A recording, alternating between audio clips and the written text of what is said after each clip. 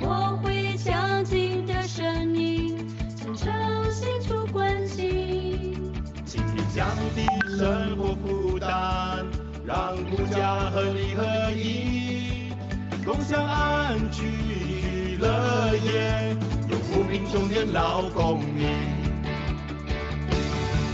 前进新加坡，大家的胜利，前进新加坡，高喊 PSP， 前进新加坡，属于我和你，为国家为人民，候选 PSP。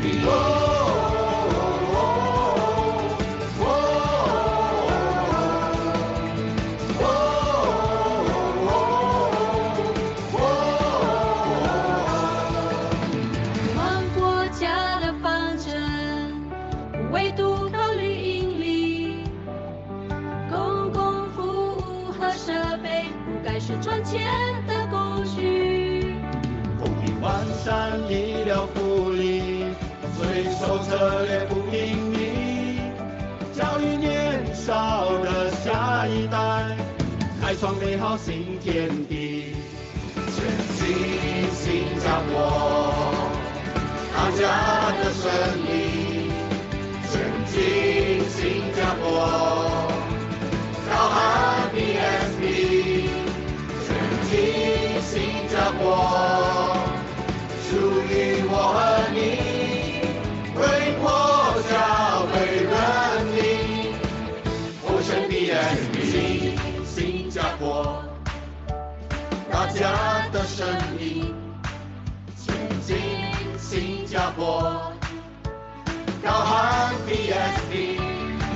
前进新加坡，属于我和你，为国家为人民，候选 PSP。Kesehatan yang baik, himpunkan untuk si miskin, pendidikan yang membina, Singapura penuh belas. Maju Singapura, ini parti kami.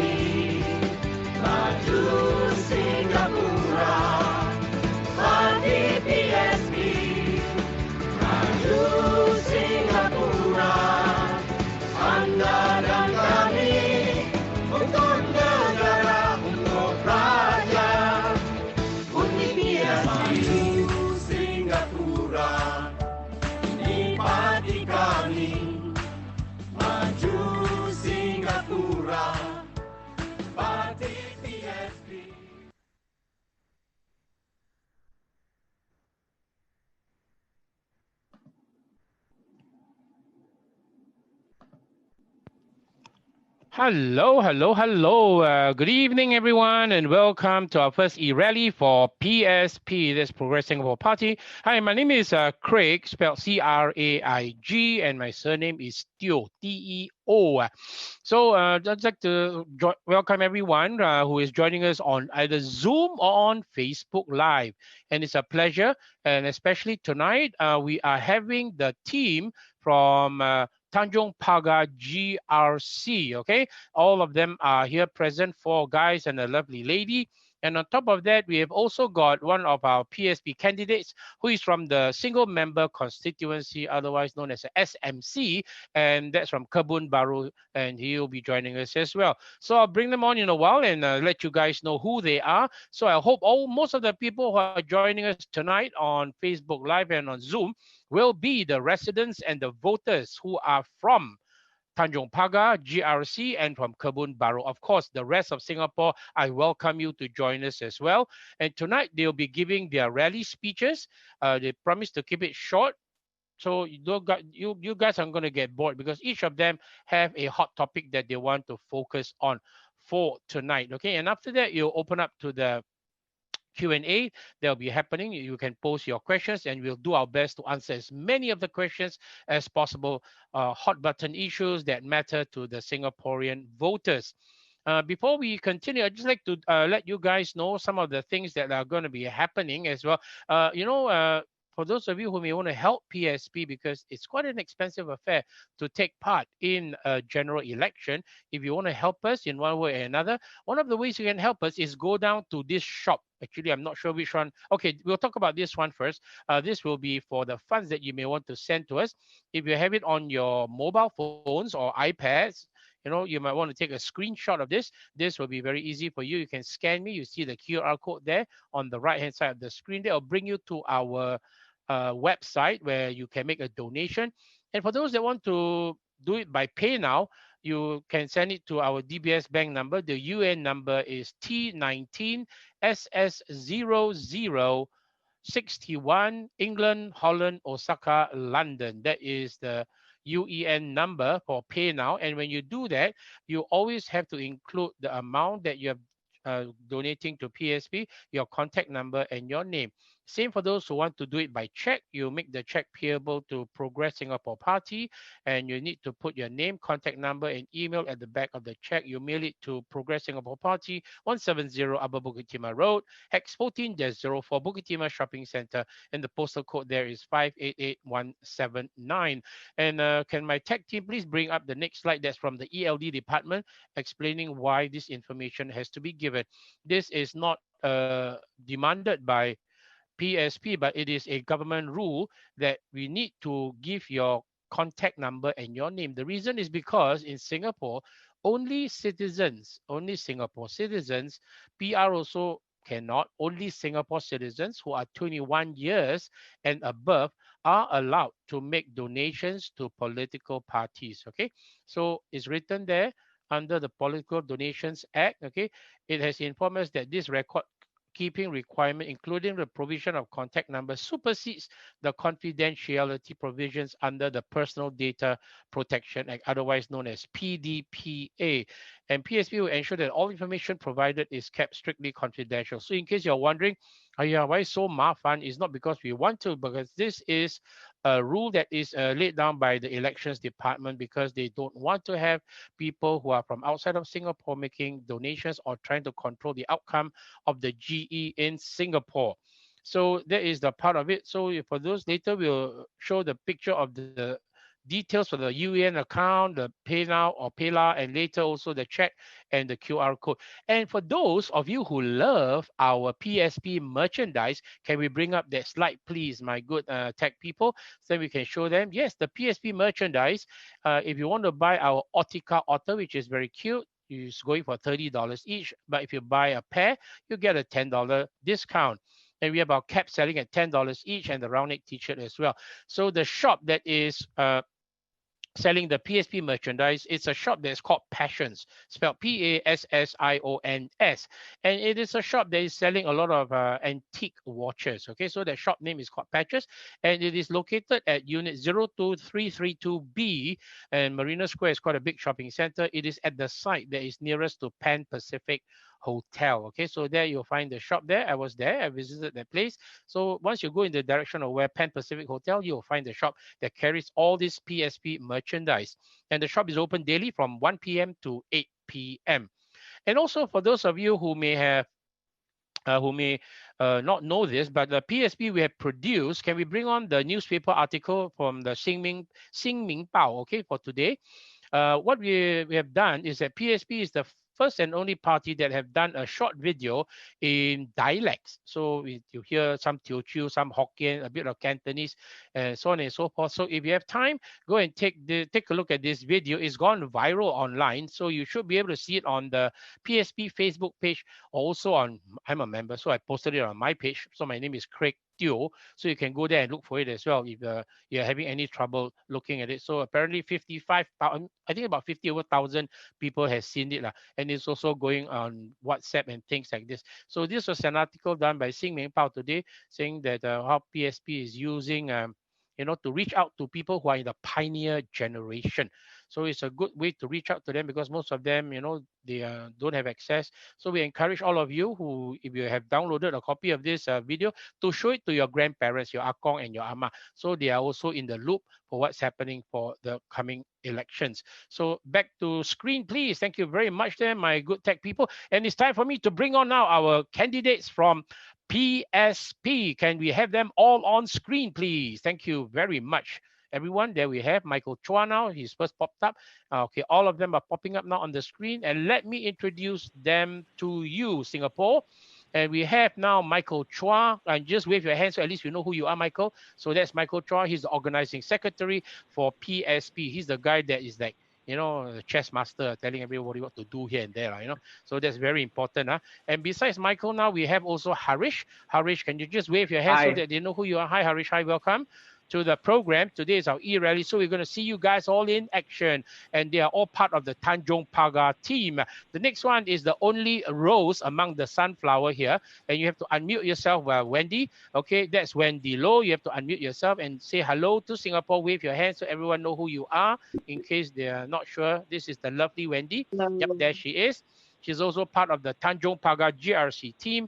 And who else do we have? There we have Abbas bin Kasmani. Abbas, there is Abbas. Good evening, yes, thank you. He's in charge, I believe, of the Queenstown zone within the GRC.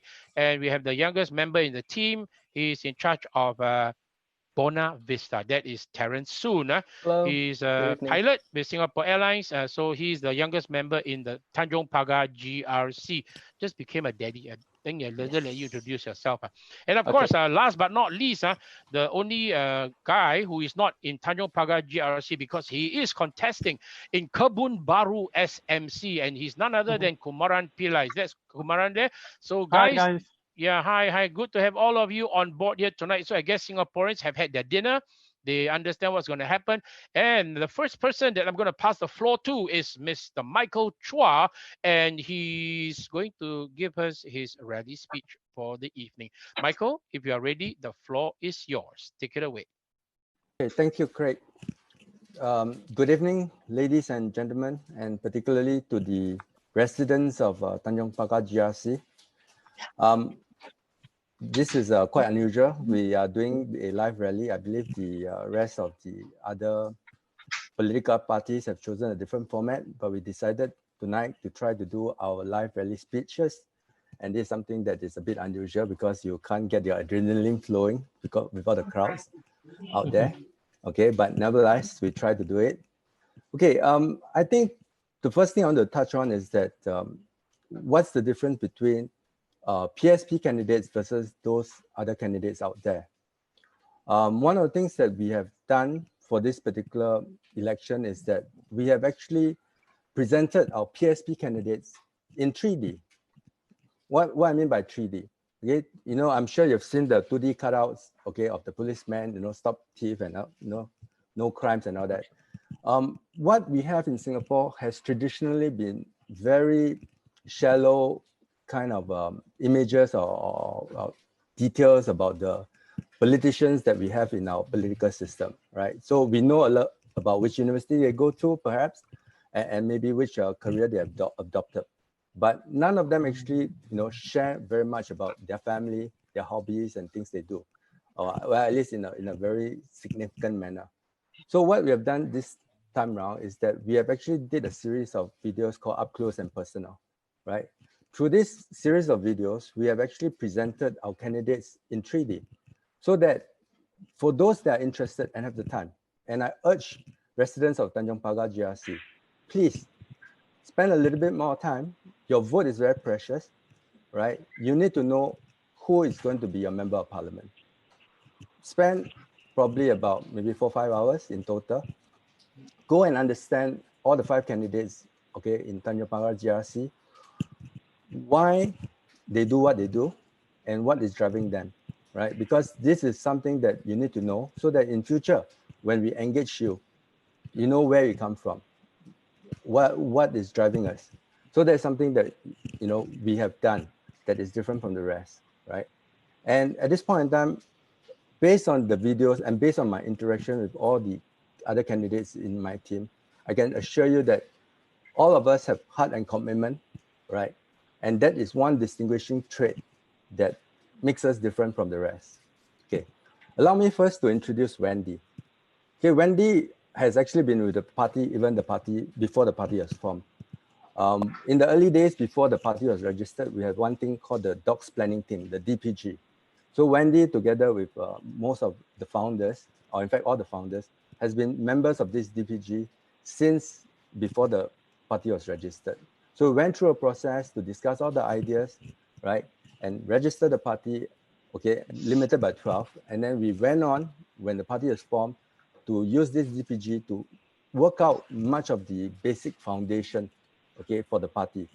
So Wendy has played a significant role to be part of DPG and to continue to work with the rest of the members that came in subsequent to that, right, in various activities. So one of the activity was that she actually chaired the National Day celebration dinner. So we did the party launch on 3rd August, okay, and by 26 August, okay, in just short, 20 odd days, 23 days, we took the entire ballroom for, our National Day celebration dinner and managed to get the entire ballroom, all the tickets, all 400 seats sold, right? So Wendy was responsible for doing that, okay? And what is most important about, beside her organizational and legal skills, is really Wendy is passionate about playing a part to improve the well-being of fellow Singaporeans. So she shared with us, in fact, she offered to bring us around during the night to look at how some of the homeless, okay, are taking shelter, refuge in the streets of Chinatown and all that. Because for most of us, okay, by midnight we are at home, right? We don't get to see what is happening out there on the streets. So she has the experience and she brought us around to allow us to understand, okay, the underclass within our society. So much about Wendy. Abbas, okay, has been our chief trainer. Okay, he has been conducting all the orientation classes that we've been doing, making sure that the new members are being brought in. Okay, Abbas is a professional trainer, so when he conducts the training, he imparts the value of the party, okay, to all the new members so that they know what the party stands for, what the logo stands for. Okay, and throughout this process, that's where it is very important that, unlike most other places, okay, as a party, we have collectively been training all our new members and including our volunteers to understand why the party does what it does and what are the core values of the party. And that is something that's very important, because as a party of more than 1,000 members and even more volunteers, it is important that all of us share common values and ideas, okay, so that we are not going off in different directions, right?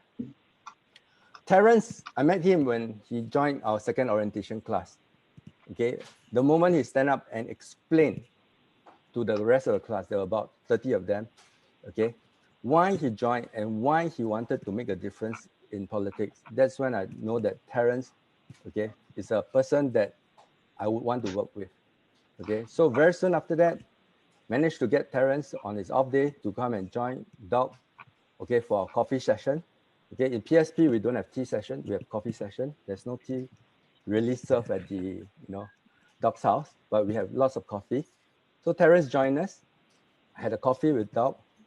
But obviously, it is not so easy in the case of Terence. Terence has his flying commitment. And again, as a young person, there are a lot of doubts, okay, when you take on this challenge like that, okay.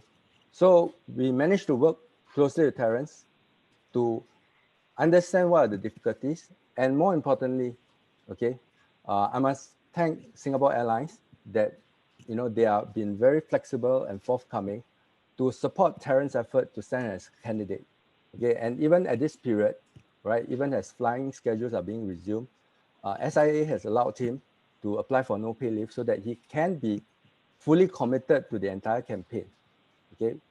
Beyond the campaign, we will look at what are the other issues for Terence to continue to be pilot, or potentially look at other options as well. Harish, okay, is actually no stranger to those people in the open source movement. He started Red Hat Singapore, okay, and been involved in Linux and all the other very techy stuff, okay. But that is his professional and perhaps his hobby. Harish also was responsible as one of the founders for a group called Election Khakis, okay. He was interested to understand how collectively, okay, we can strengthen the electoral system and democracy in Singapore, okay. Part of it is allaying the fears of voters in voting secrecy, right? So Harish, together with his friends, formed Election Khaki and taped certain videos to explain the election process so that people that are concerned about voting secrecy, concerned about the entire process of, the voting process, can be assured that voting is secret. Okay, that's how I got to know Harish at the end of last year, right? And Harish was very clear when he expressed his interest, or when we invite him to join PSP. He said that, okay, will I be bound by the party whip? Okay, because to him, okay, it is important that as a future parliamentarian, will he be allowed to vote based on conscience, right? That is something that marks the difference between our candidates and those from the other party, okay? We agreed, yes, Harish, the only person in Singapore history, okay, on the ruling party to vote based on conscience or based on what is the right thing to do is Dr. Tan Cheng Bock.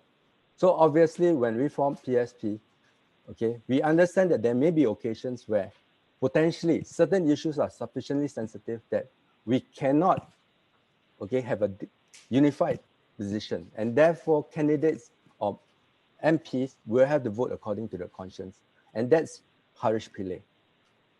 Okay, so much for our team itself. Let me also touch a little bit about Kumaran. Kumaran is a good friend and advisor, right? He's an entrepreneur, and at the same time, he's also a journalist, okay? Being a journalist, he has actually made significant progress, okay, in his professional career as a journalist. And he has attended various journalism programs, including being in the US. And at this point in time, okay, based on his progress in this area, professional career, he's actually on track, right, to be considered as a Jefferson Fellow, which is, well, to some people, the pinnacle of journalism for professional journalists, okay? But by offering himself to stand as a candidate for Kebun Bahru, what Kumaran is saying is that, okay, he is willing to forego, okay, this possibility to be considered as a Jefferson Fellow, right? He is willing to give up a prestigious award because for this award, one of the criteria is that the person being offered is not a politician. And by taking the step forward to offer himself to be a candidate for Kebun Bahru, right, it is a very big step and a very big sacrifice, right? And at this point in time, I would say is that from this brief introduction, okay, you will know that the potential member of parliaments, okay, the candidates that are being offered for this election are, right, taking sacrifices, and they are real sacrifices. They are not, okay, you know, doing it for the sake of, you know, jobs in GRCs or what have you, right? They are taking a risk with their life, with their career, to be of service to you. Okay, at this point in time, I shall now pass on to Abbas to let him share with you his thoughts. Thank you.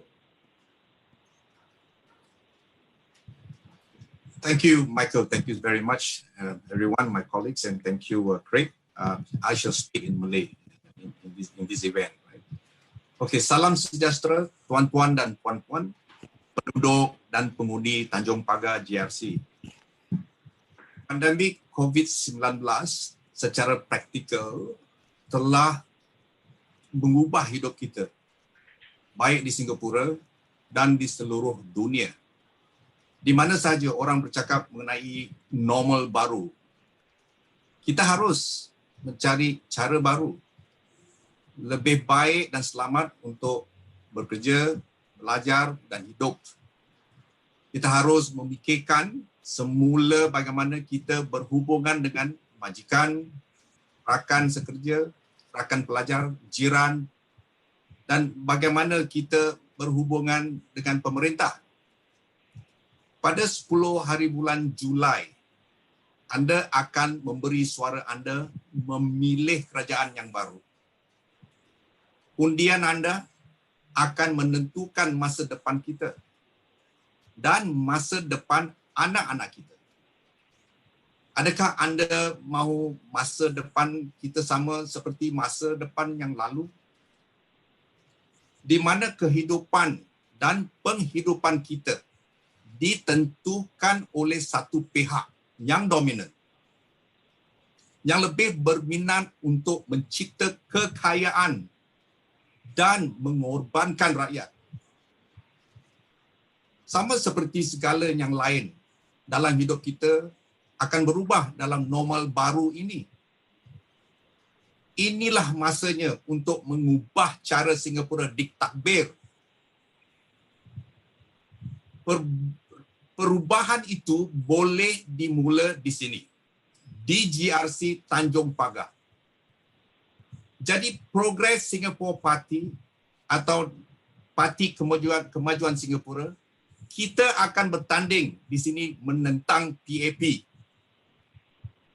Kerana PAP telah lama di sini, tetapi pengundi dan penduduk Tanjong Pagar tidak berbeza dengan pengundi lain-lain di Singapura.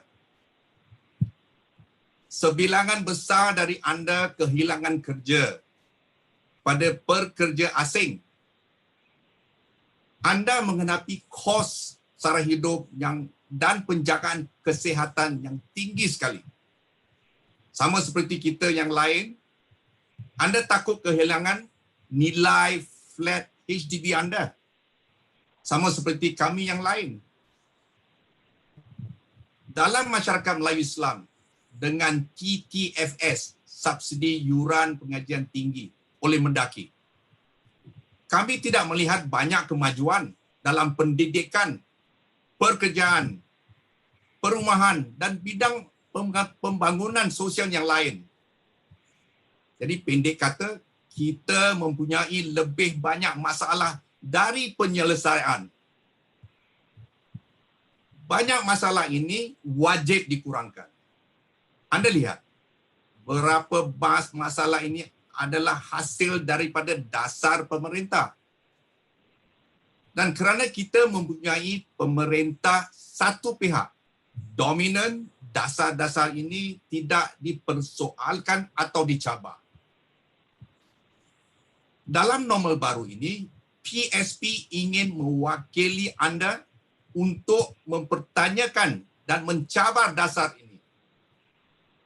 Bukan di pusat penjaja, bukan di surat khabar, tetapi di dalam parlimen. Hanya di parlimen pemerintah harus menjawab soalan kita secara serius dengan tulus ikhlas. Nah, kami mempunyai pembangkang kecil di parlimen sekarang. Tetapi mereka tidak dapat membuat banyak kerana mereka kecil. Jadi kalau kita ada pembangkang yang besar di parlimen, kita boleh bincang perkara-perkara dan dasar-dasar yang membenarkan, memberi manfaat pada rakyat seluruhnya. Apa yang anda boleh buat? Pada hari pilihan raya, cukup silang kotak di sebelah logo PSP. Semudah itu. Beri kami suara anda supaya kami dapat membantu menjadikan masa depan yang baik untuk anda dan anak-anak kita. Undi ketulusan, pilih kebertanggungjawaban dan pilih kemerdekaan. Undi PSP ke parlimen untuk negara, untuk rakyat.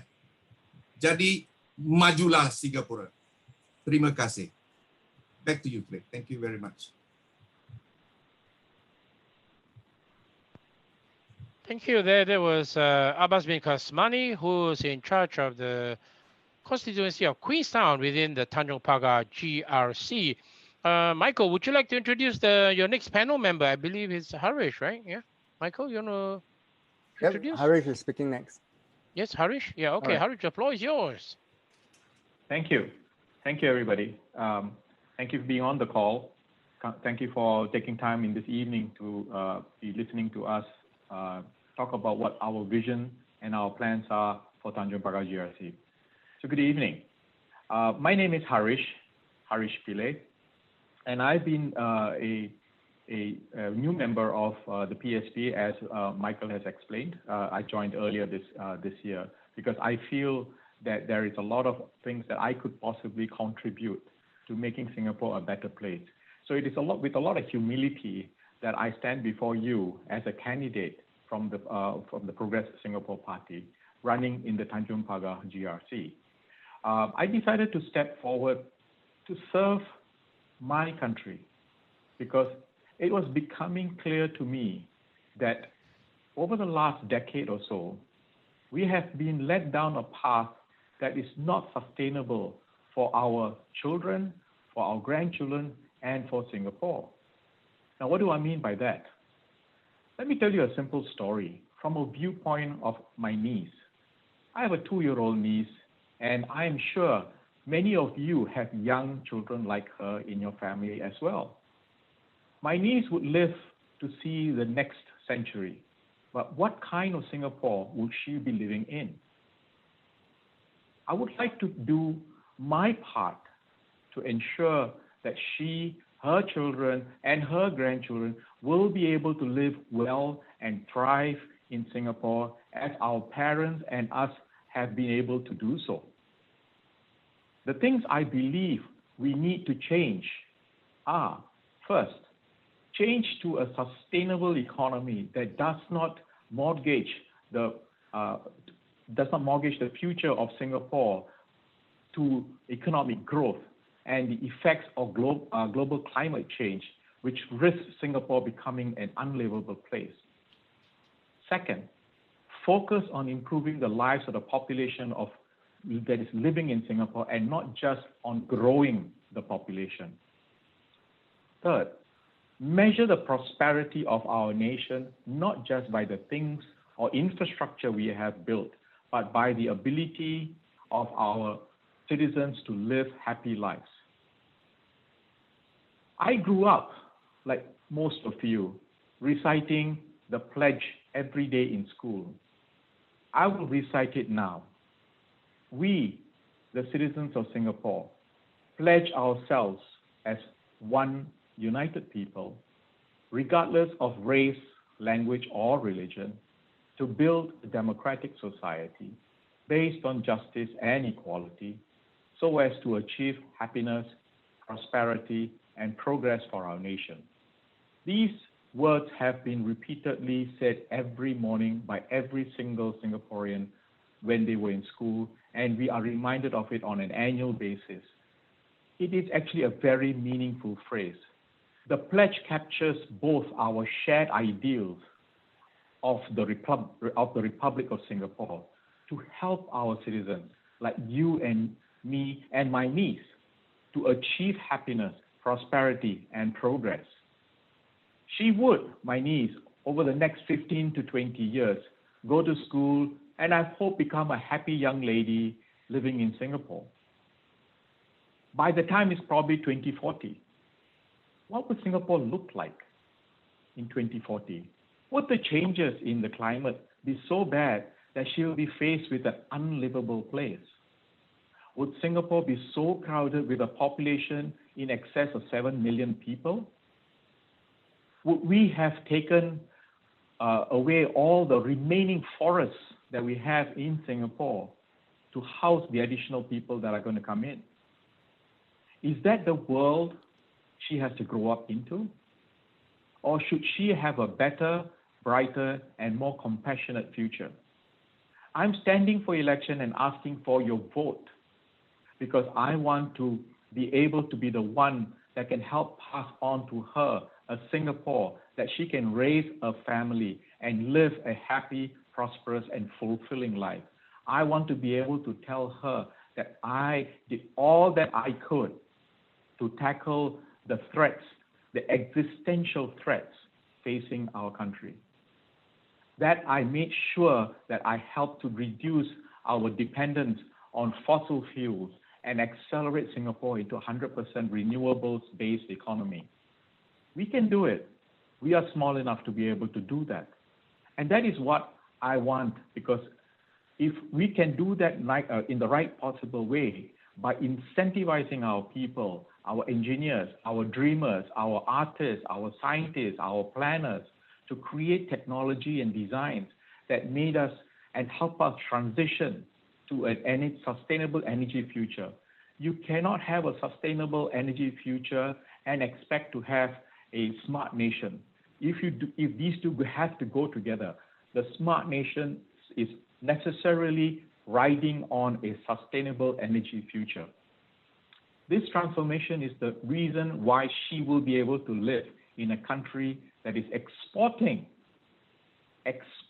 renewable energy, maintaining the same amount of population of approximately 2025, with a society that is looking after well the ones who are challenged and disadvantaged. I want to leave not only for her, but for all of our nephews and nieces and sons and daughters, families and friends, a legacy that Singapore, through the leadership of the PSP, steered the country from going down a path of ever increasing dependence on fossil fuel and technologies that are not sustainable, so that we can then create a compassionate and a happy country. Let me ask you a question. Do you expect your children to have an easier or a harder life than the one you had? We all want our children and our grandchildren to grow up in a world where they have the similar and growing opportunities for them to be able to live happy lives. In many areas of Singapore, we have been presented with false choices. For example, pursuing growth in financial services at the expense of technology, at the expense of arts. That is really unconscionable from my perspective, because a person is not just defined, a country is not just defined, a people is not just defined by the amount of money or whatever in that sense that is made. It is the rest of life. Life is a cacophony of all kinds of activities, the arts and culture. These are fundamental to everything that we do. Just as pursuing economic growth doesn't require reducing freedom of expression, we need to ask very simple questions. Has your life become easier or harder? The last few words in the pledge that I recited earlier, so as to achieve happiness, prosperity, and progress for our nation.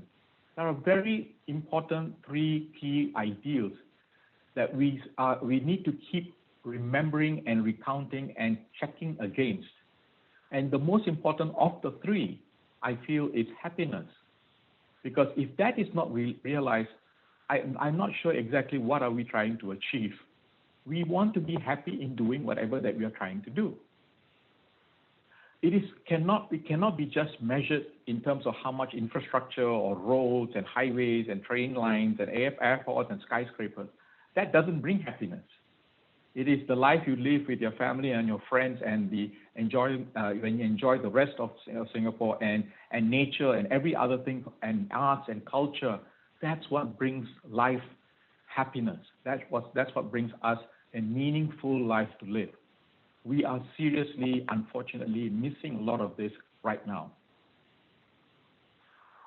I would also want to be able to, for all of us to be able to address the very important issue of our financial situation.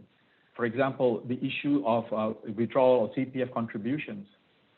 This has changed so much so that we are right now constrained in serious ways, that we are tying our CPF to our housing, which is then tied to land costs, and a whole series of different initiatives by the current ruling party over the last 10 to 15 years that has essentially mortgaged the rest of all of our savings into purely for housing requirements.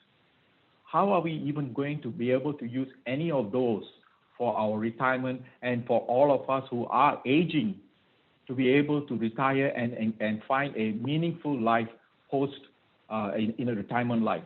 These are very important things that needs to be asked, questioned, challenged in Parliament, because that's the place where these decisions will be made. I really get very sad and upset when I see people in hawker centers selling tissue paper, selling small trinkets, because they are not able to live a life that they can actually be happy in. That aches my heart. I've seen it so many times. It's frustrating. I've had friends from other countries visit Singapore, and when we went out for lunch together, they were asking me, Harish, why is it that there are older people in Singapore, in the hawker centers, cleaning tables and doing that kind of stuff? Why are they not happy at home and doing, being happy with their grandchildren and all that? I really didn't have a good answer to give. If we are truly a first world nation, we do not have a situation where our people can live first world lives. We are definitely not. So with that, I would love to hear from you later on during the Q&A. I would also love to have engagements with you, as we have been, as we go walk around in the walkabouts, to ask questions of us as what is it that we can bring to the table. With that, I thank you very much for listening, and I hand it over to Craig. Thank you, Craig. Right, thank you. There was Harish Pillay, who is taking the Cane Hill area, right? Yeah. Cane Hill. Cane Hill. That's right. Sorry, I'm getting myself a bit out of out of sync there. Okay, the next person I'd like to bring on is the only rose among the sunflowers tonight, and she is none other than Wendy Low, our lawyer, intellectual IP lawyer. Wendy, the floor is yours. Say hello to Singapore. Hello, and thanks, Craig. Good evening to everyone. My name is Wendy. I'm an intellectual property lawyer, and I've spent a large part of my career with one of Southeast Asia's largest firms. So what I'm about to speak of tonight really comes from a viewpoint of innovation and what I see as some of the fundamental issues with our current economy. So essentially, we're at this juncture where the government is telling us that they have all the economic roadmaps, and they know exactly where this economic GPS is going to lead our fellow Singaporeans. But this is really a distraction from the real issue. Let me explain. I think there are 4 key points. One, if you take the analogy of a car, then what we have is that really it's an economic car engine that is faulty, and there's really no power to push it along other than our fellow Singaporeans who are working longer and longer hours. And it's not just sufficient that you put in those long hours. At the earliest opportunity that there are cheaper foreign talents who are available, our fellow Singaporeans are displaced. Third, the issue is that when there are any faults happening with this part of this entire economic structure of the vehicle, what the government typically would say is that they do not know of anyone who has asked us to apologize. So they make no apologies for the faults that are occurring on a regular basis, and the problems just get pushed further and further downstream. Four, the problem is that for the few times there are any profitable innovation to the engine, the driver uses its resources to either replicate or get a cheaper third party to copy some of these designs. And actually, this leaves very little incentive for small Singaporean businesses to continuously innovate. So these are some of our fundamental issues.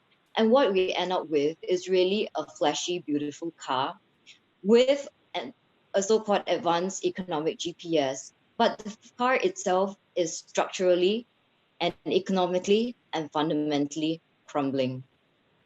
So what are some of the solutions that PSP has actually thought along where we could bring about true reform? And again, I think there are 5 key points for me to elaborate, both from a party's perspective as well as my own reflection, having seen what I've seen on the ground. First, I think we need an inherent innovation from within, starting from this current election. We need all our professionals, teachers, artists, as Harish has mentioned. We have a huge diversity of experience, not just based on our CVs, but also based on our diversity in thought. We are not bound by party whips, but as Michael has earlier introduced, we are people who truly believe that we should be pushing thought and progress based on our individual's conscience. So it is not a structural formulation that we're going with us joining PSP, but they're all presenting ourselves as individuals with our ideas, aligning ourselves with the party, and putting ourselves forward that if you're future MPs, that we really just want to genuinely bring the best ideas to our fellow Singaporeans without bounds and without limits, and most importantly, be guided by our own conscience and our sense of what is compassion. Along with that, I truly believe as well that our civil service needs to be reformed. And by that, I really mean that we need to start thinking of assessment based on skill sets and not paper qualifications. Paper qualifications are important and they can be the starting point, but it cannot be the ending point. And when we have that true innovation of our civil service, what that brings about is real productivity from even our civil service brothers and sisters, who can then be motivated to be outwardly innovative. The second large point I would like to deal with is really on social security, and that is based on the premise that no Singaporean should be left behind. The 4 recent budgets have provided some relief, but because of the complicated criteria, this relief do not reach our most needy Singaporeans in a most timely manner. Why can't we start looking at simpler solutions at a long-term basis on helping our fellow Singaporeans? And I think some of the more immediate and simpler solutions can possibly be taken from simply giving Singaporeans access to their CPF in times of need, such as a recession or in the current times of the pandemic. After all, CPF monies belong to our fellow Singaporeans, and there's no reason why they should not be drawing on their own savings. More importantly, this will also give us immediate and timely relief without heavily drawing down on our national reserves.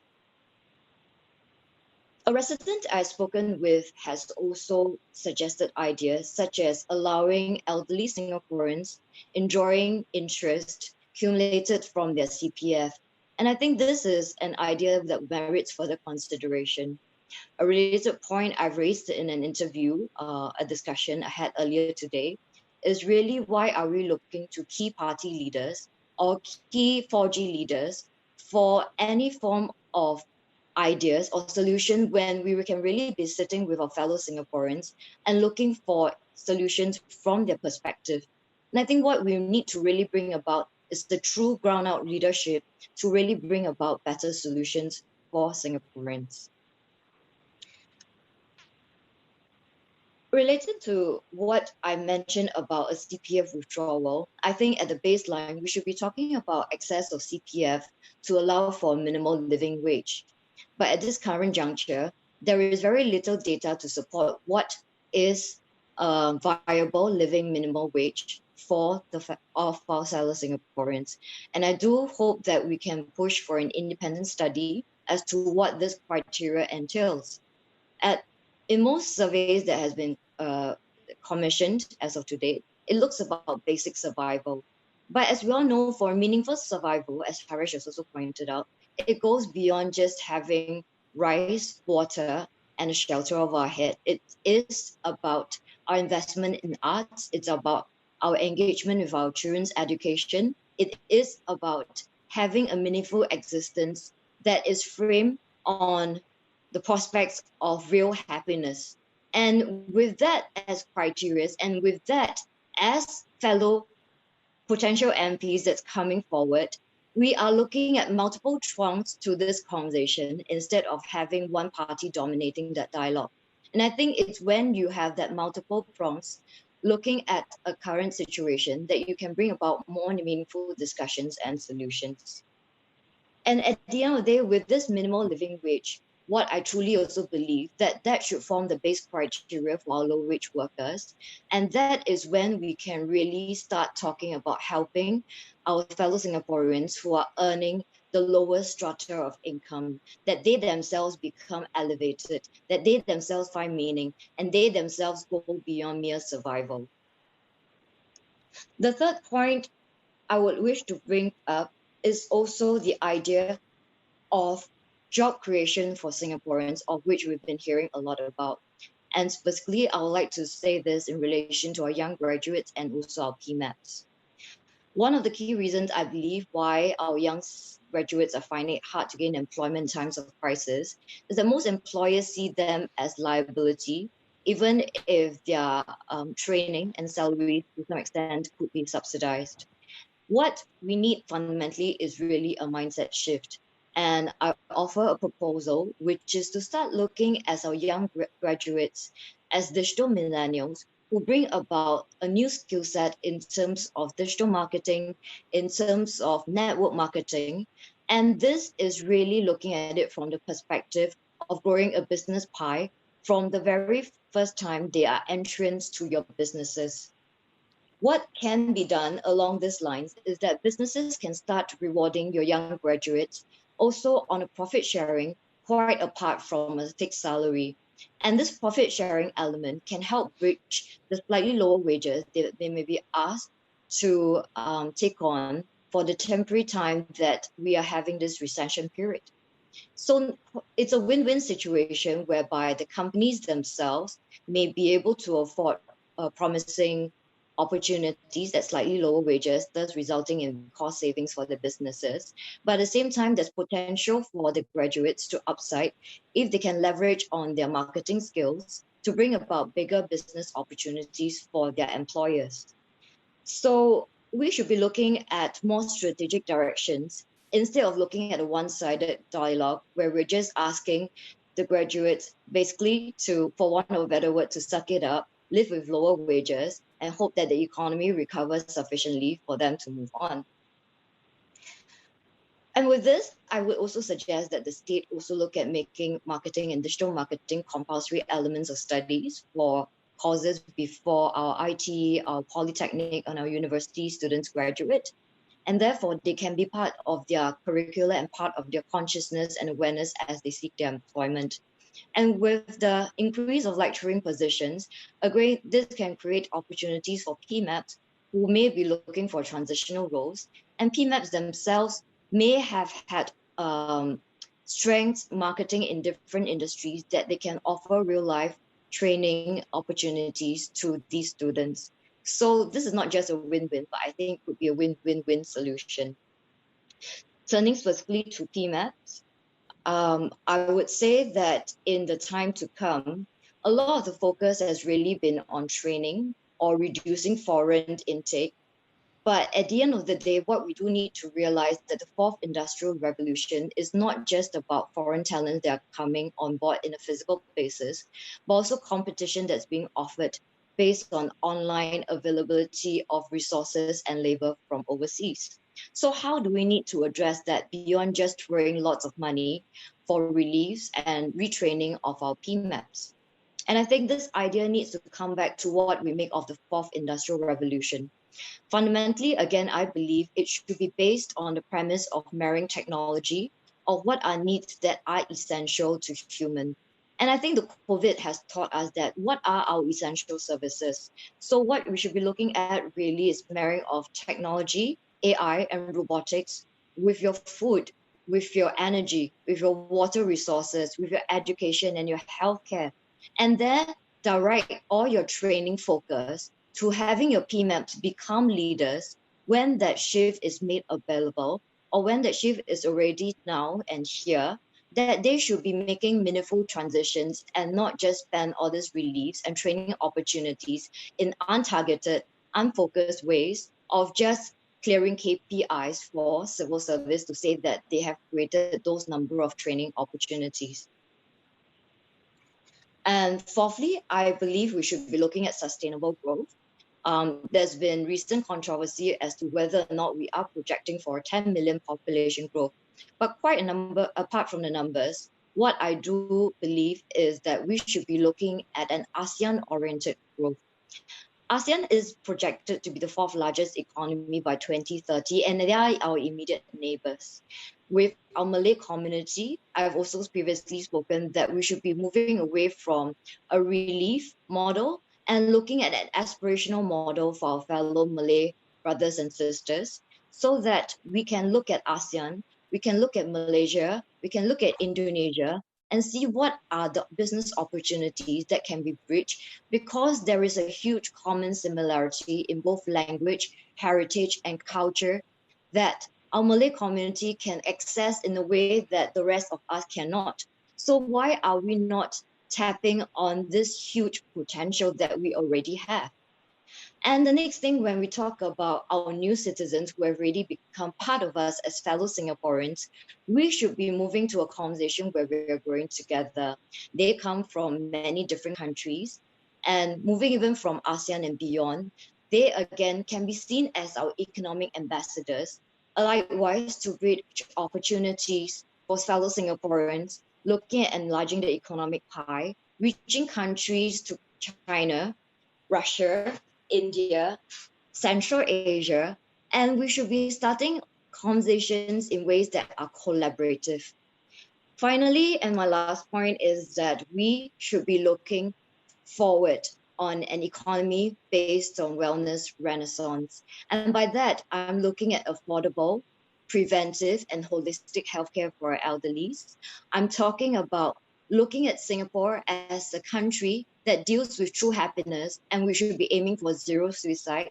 And by that, I'm also talking about a sustainable economy where we could be exploring opportunities of building Singapore as a wellness hub in Asia, inviting tourists who come in for wellness treatment, and using that to cross-subsidize our healthcare and facilities without the burden of GST increases. So these are some of the ideas that we have, and we do hope that you can give us that opportunity to present ourselves and to speak to you as fellow residents of Tanjong Pagar to see how we can make Singaporean a beautiful, happier, and better home for all of us. Thank you. Right there, thank you very much. That was Wendy Low, one of the candidates from Tanjong Pagar GRC. And a very good evening to everyone who may have just joined us here on our Zoom webinar or on Facebook Live. My name is Craig, and I'm the host or moderator for this evening. Currently, we are letting all the candidates finish their rally speeches, and after that, we'll go direct into the questions that many of you have posted already. The next person we'd like to bring on is the youngest in Tanjong Pagar GRC. I mean, in terms of age, he's the youngest. And he's a pilot with SQ. So, Terence, the floor is yours. Say hello to Singapore, especially the residents of Tanjong Pagar. Hello, Singapore. Thank you, Craig. My friends in Tanjong Pagar GRC, my fellow Singaporeans, my name is Terence Soon. You can call me Terence, Terry, Or if you can't remember my name, you can just call me bro. If you're wondering what a young person is doing in front of your screen now, you're not alone. I ask myself 1,000 times also why I'm even here. Isn't politics a domain of people who are a lot older? Many of you do not know who I am, so please allow to give a very quick introduction of myself. I'm going to be 30 years old in a few days' time, and my occupation is that of an airline pilot with our national carrier Singapore Airlines. I'm very happy to say that I'm the proud father of a 2-month-old baby girl. As I held her in my arms, right, still bloody right after delivery, I knew that life will never be the same again. There is nothing I wouldn't do for this sweet little child, so small and vulnerable, yet capable, I hope, of great things in life.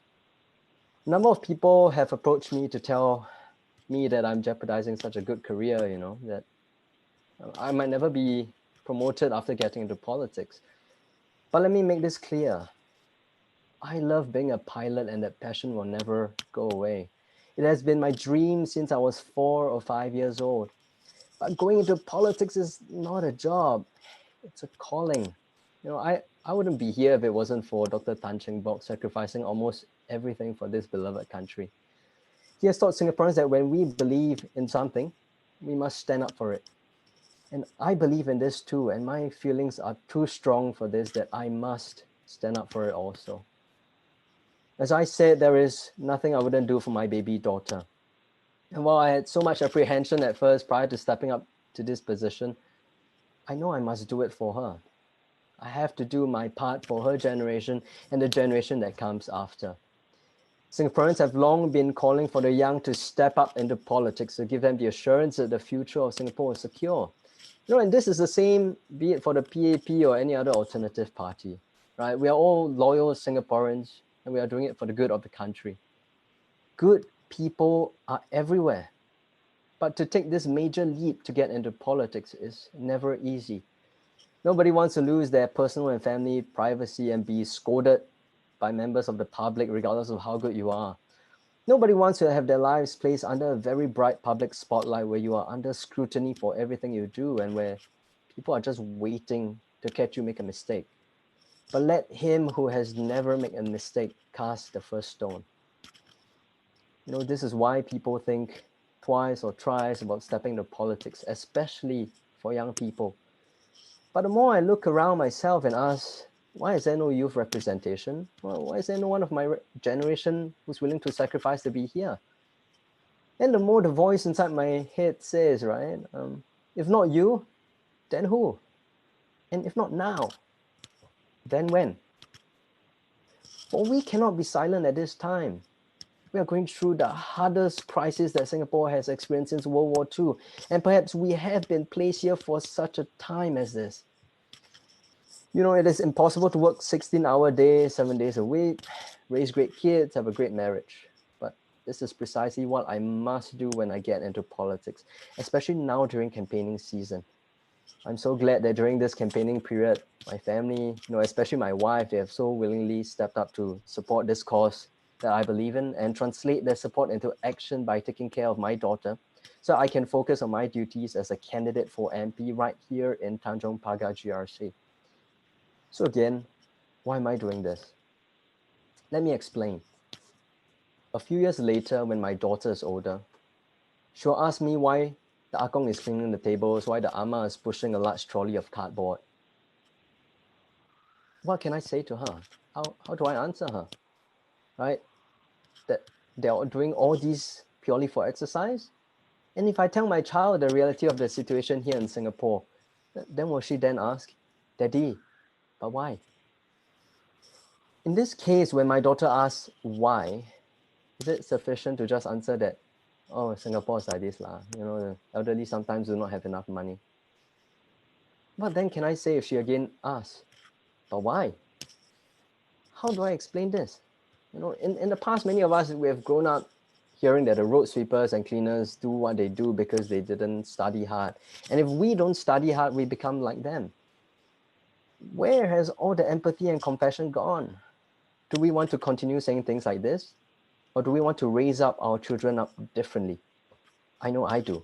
I want to be able to tell my child that daddy is going to make this society a better place, that we can, we will, and we must ensure that citizens have a proper living wage, such that they can live and retire with dignity, with enough savings to tide them through when they get old.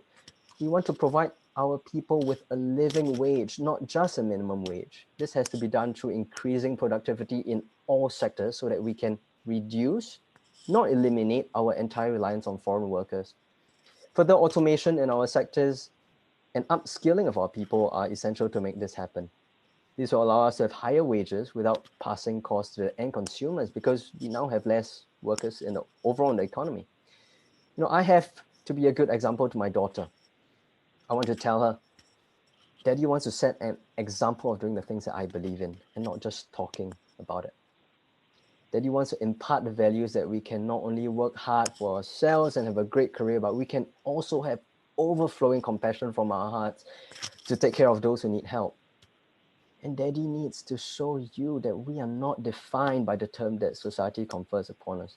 That my generation, the millennial generation, and the baby boomer generation, no, we are not so different after all. And same goes for whatever term they give to your generation in the future. We are not the strawberries of Singapore. We are the citizens of Singapore, the Singaporeans who fly our flag high and proud no matter where we go. My dear Singaporeans, I do not want to live through life having retired next time, knowing that my pockets are full, but my soul is empty. I need you to stand with PSP to bring about change which our generation and future generations can be proud of. And this, my friends, is why I'm appearing in front of your screen today as a candidate for the Progress Singapore Party. We must do better by our citizens, by our children. Vote for PSP in Tanjong Pagar GRC. We care and we do. For country, for people. Thank you. And I'll pass it over to you now, Kumaran.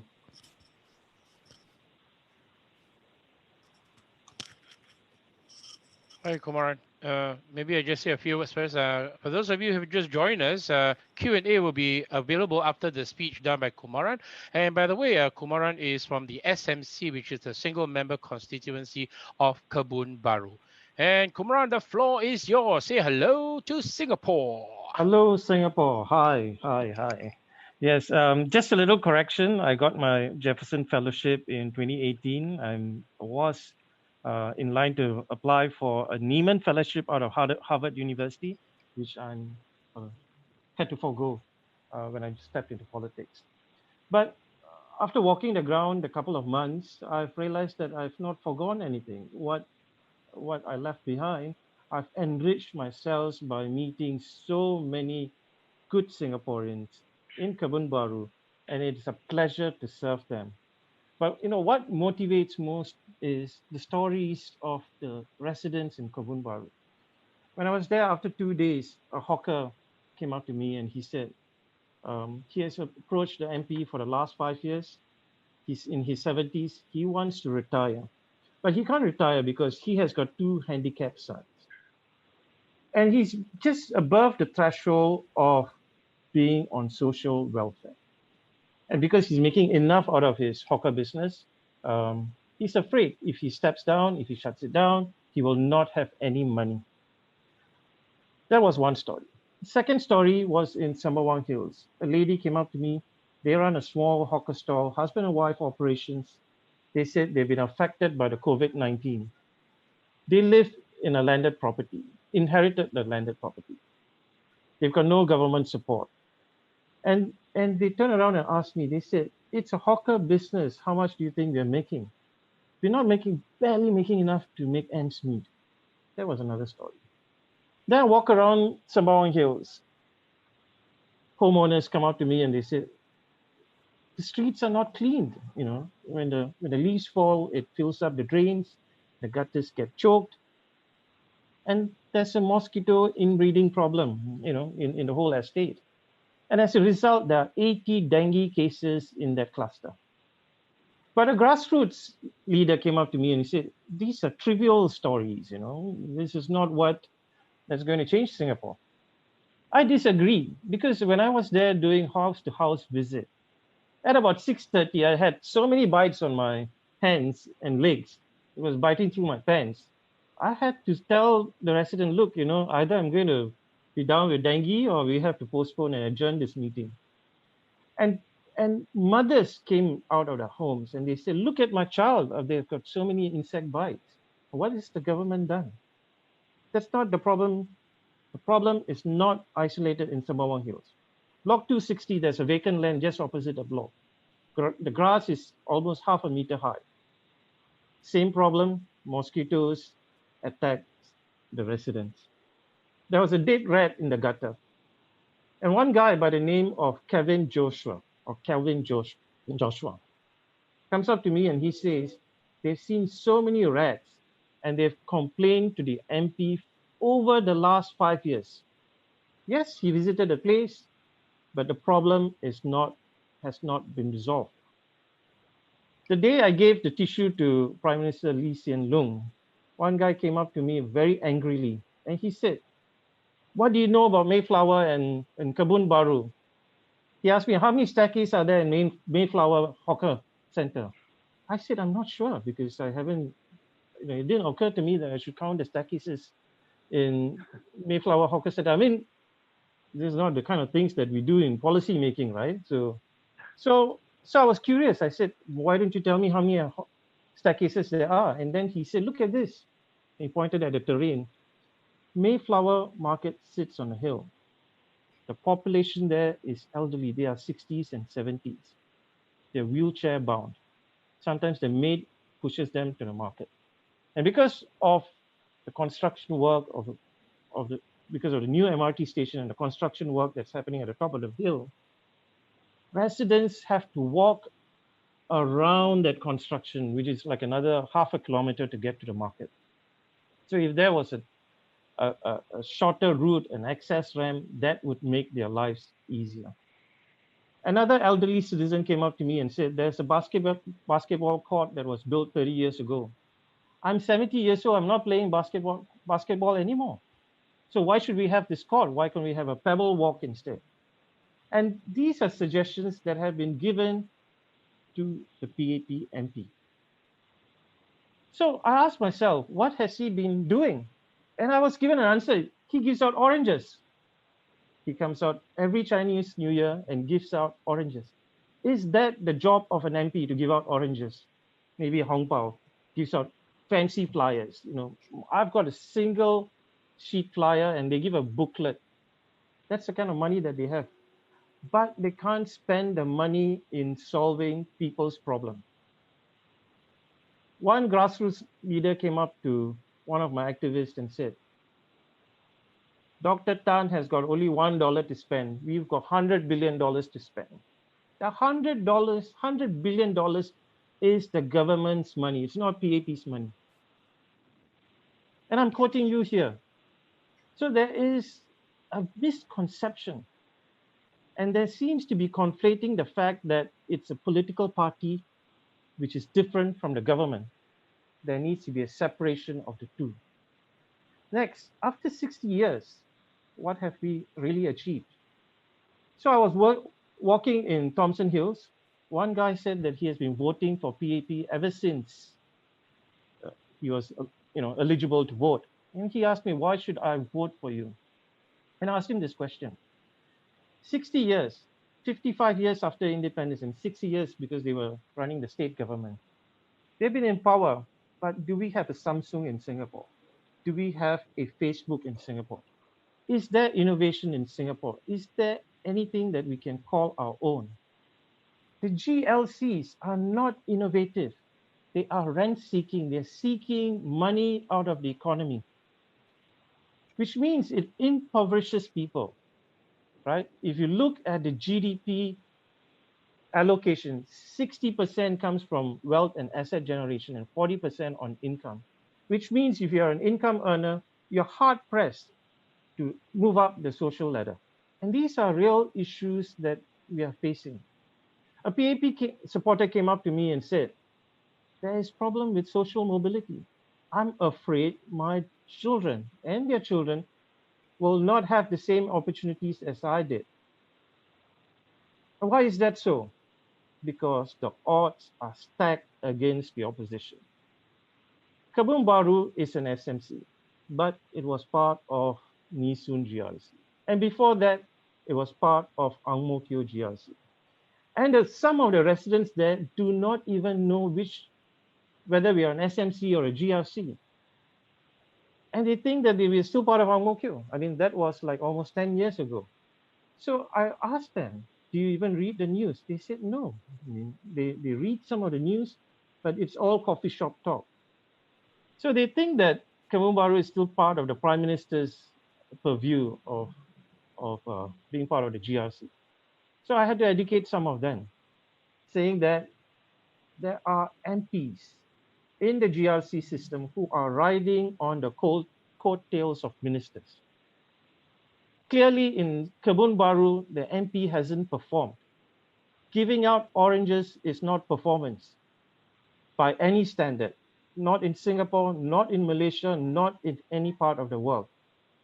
So before you go to the ballot box next Friday, think about the kind of future that you want to have for yourself and your kids. The GRC system, the NCMP, the NNP system waters down our democracy. It is no longer a Westminster model. Indrani Raja comes out and says that you don't need opposition in parliament because we have NCMPs and NNPs. I beg to differ. You need us in parliament.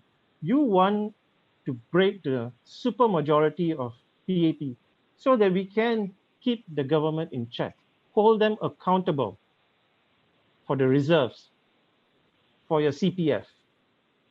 One restaurant owner, she goes by the name Rani. She says she is 62 years old.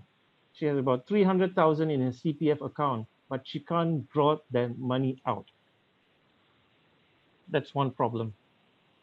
She asked me, how can you assure me that I have my 300,000 in the account? I said, I can't, unless you put me in parliament. And if you want us to account and hold the government accountable for everything, your CPF, the reserves, your kids' future, vote PSP, vote us into parliament. With that, I hand over to Craig. Thank you.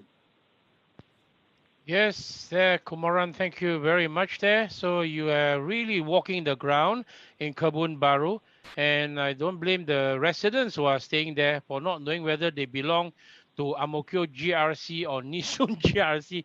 Poor guys there, so confused, you know. Every time an election comes around, the boundary gets cut up here and cut up there, and, and they don't even realize that some of them that they are now in an SMC.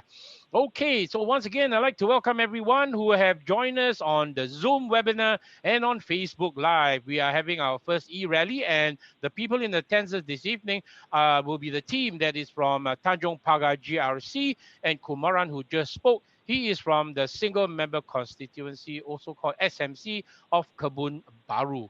So guys, it's time for us to take on some questions from the members of the public. So lots of questions are popping in right now. This is from Jocelyn Lim. It's not actually a question. This is the first question. Please connect with the elderly in Tiong Bahru and Red Hill, etc. They do not have smartphones to watch things that happens on Zoom, you know. So they are important pool of people too. So guys, if you do your walkabout, you know, just spend a bit more time talking to the elderly in the Tiong Bahru and Red Hill area. Now, next question I have right now is, are you guys coming to house visits in Tanjong Pagar area? Hello, Joseph Go. I believe these guys have been pounding the streets, right? So where have you guys been walking, man? Guys, the floor is yours. Share with Joseph, please, in Tanjong Pagar GRC. The team, go ahead. The floor is yours. Okay, Craig. I'll take the first one. Yes. Terence. Yeah. Hi, Joseph. Okay. Thanks for your question. We have actually been doing door to door every single day. I'm very sorry if we haven't visited your blog yet, or if I don't think we would have missed it. Yeah, but we will definitely endeavor to cover your blog as soon as possible. Definitely before the campaign is over, and also if you would like to let us know where you know which area you stay. So yeah, we'll definitely pay you a visit. Thank you. All right. So the rest of you, you have also been pounding the areas, right? In Tanjong Pagar. I'm sure you guys have been just not going to the hawker centers or the markets, but to the individual houses as well. Harish, you might have something you want to share with us. You've been getting quite a warm Oh, yes. reception. Yeah, I mean, it's we have been walking to all the blocks in the Pekyo area and to Little India, into the Teka Market area, and it is, absolutely heartwarming to be able to knock on the door and have the residents come out. A lot of them are saying, I'm working right now. I'm on a webinar right now, but when I say I'm here as a candidate to invite you to vote for us, they say, okay, hang on a second, let me go and pause something and I'll come back to you. That is truly an amazing thing to see and hear, because that makes us, the effort that we put into this, going to a door-to-door, so much more worthwhile. It also shows that people are willing and interested to see. We have walked and walked. I can tell you, I now have figured out how to walk down steps in a very different way compared to what I've been doing my whole life. So there's a certain way to walk so that you don't get so tired at the end of the walk. Okay. So it's actually quite fun. I mean, I will share that in probably a video when I make and share it out. But we have to do this, because the only way we can actually engage is to have the face-to-face communication with our residents, our voters.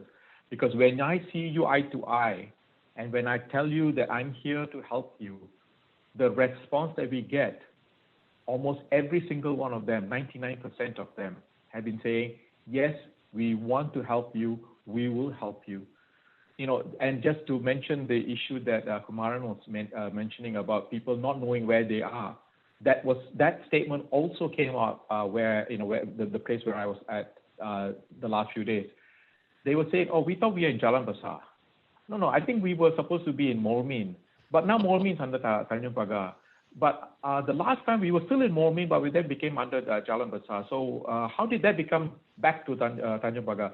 So, this is the total disengagement of the population, of the citizenry, of the various constituencies, because they are just bandied around as a hot football, so that the ruling party can cleverly gerrymander what they need to do so that they can win votes for themselves.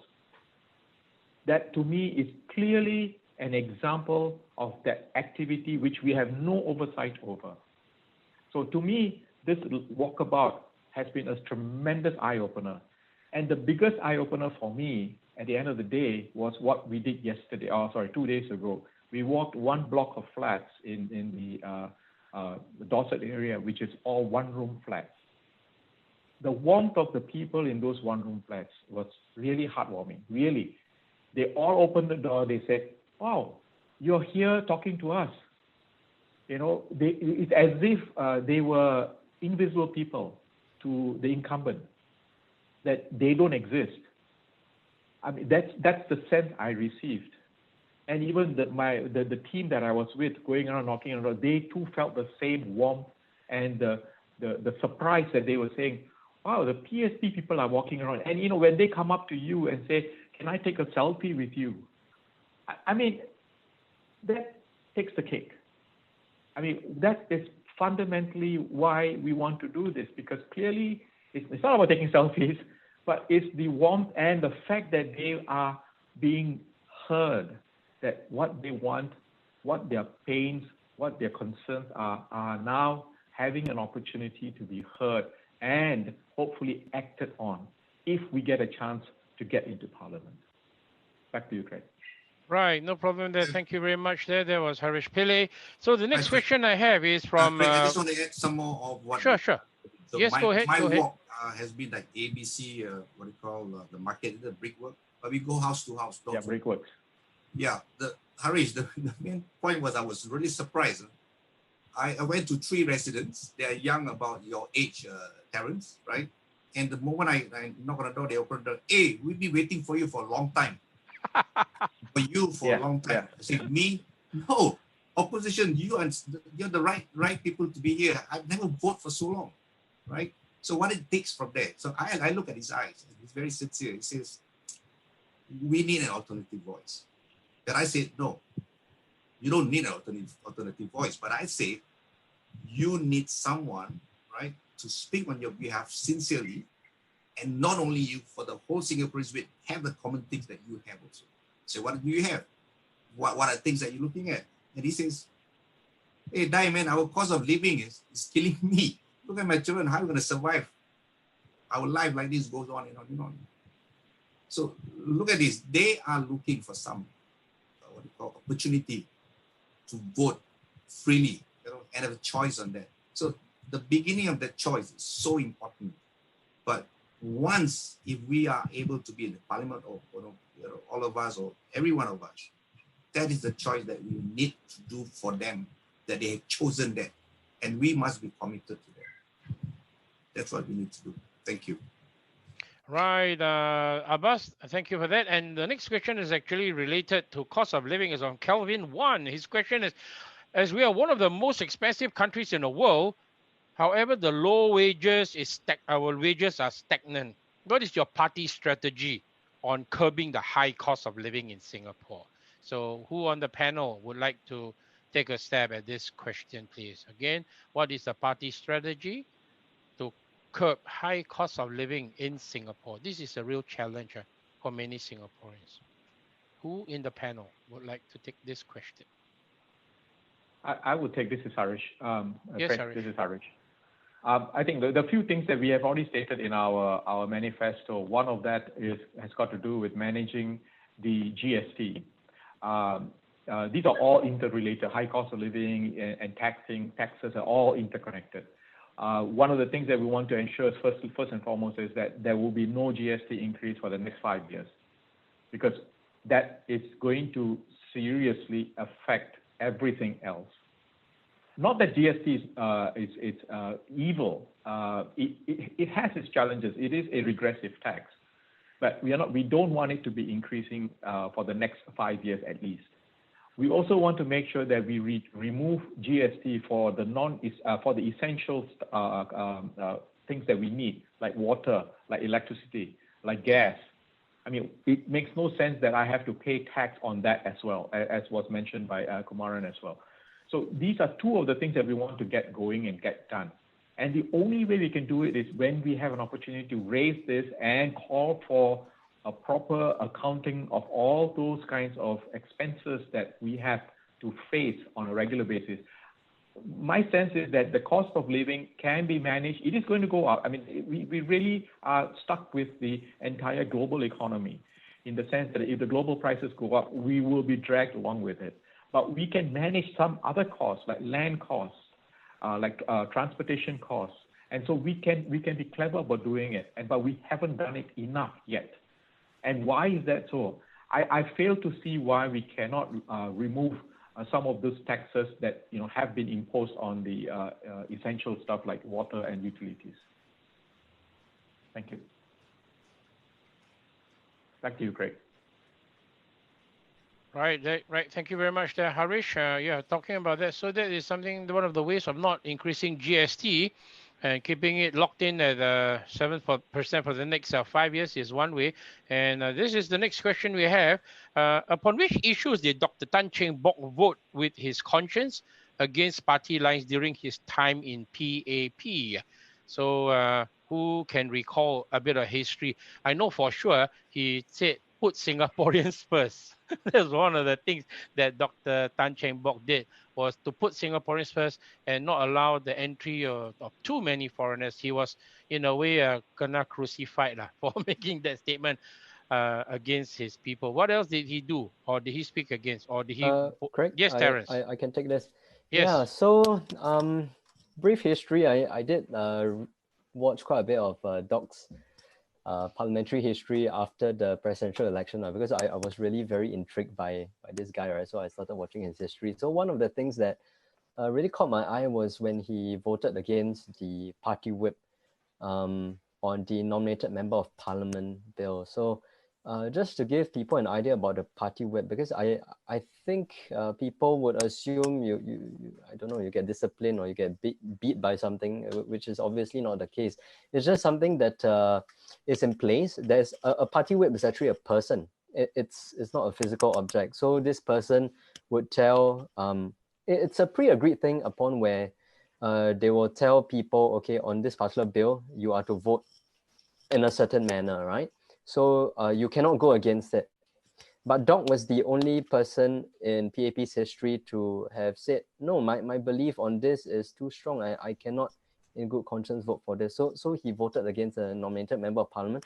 And that is why you will also see in the news over the past 2 days, he is very vocal against the NCMP scheme, right? Because of course the incumbent now, they are touting that, oh, we have an enhanced NCMP scheme now from 9 to 12. They have full voting privileges and they can vote on constitutional rights. But I think we are forgetting that the party whip is still in place on the PAP side. That's number one. And secondly, anything to do with constitutional amendments, well, they have more than 2/3 parliamentary majority. In fact, in this case, they would have 100% majority if they win all 93 seats. Even if you have 12 NCMP seats, it doesn't really make a difference. They can still make any changes that they want. And also the other thing is, for NCMP, same as the NMP that Doc voted against, they do not have the mandate of the people. If you don't have the majority vote from them, you are not elected. So what are you doing in parliament in the first place, right? So in order to have proper checks and balances, we have to have robust debate in parliament, and that comes by being an elected member of parliament. And I think probably someone else can add on to this point. Thanks, Craig. Right, thank you very much. Craig, let me just add to that. Sure, yes, go ahead, Harish. Today, one of the residents that we spoke with, the lady was saying, hey, you know, the Singapore Parliament is a joke, it's a laughing stock. This is not how a parliament is supposed to be. So I told her, so explain to me why. You know, there's nothing that is ever voted out or voted down in parliament. Nothing. Everything is agreed to. Even if it is not good, it's agreed to. So I was thinking of, when she said that, I said, you know, that's exactly true, because I had seen, as I was involved in a particular issue with the idea of the POFMA. When the POFMA was being proposed in Parliament, I felt compelled enough that I wrote a letter in email to the individuals that are representing me in the area that I live in. There were 4 of them. Two of them are ministers and 2 of them are MPs. I wrote to all 4 of them saying, I am a resident in your constituency, your GRC, and I have exception. And I think this particular law is actually detrimental to all of Singapore. And we will continue, therefore, to become a laughingstock across the world. None of them replied. Not a single one of the MPs replied to me. 2 of them are ministers, and those 2 individuals are the ones who could actually exercise the POFMA rules. None of them replied. There was one automated reply from one of the non-ministers, basically saying, oh, there is a meet the people session at this place at this time and come and talk to us. That is not what I'm trying to do.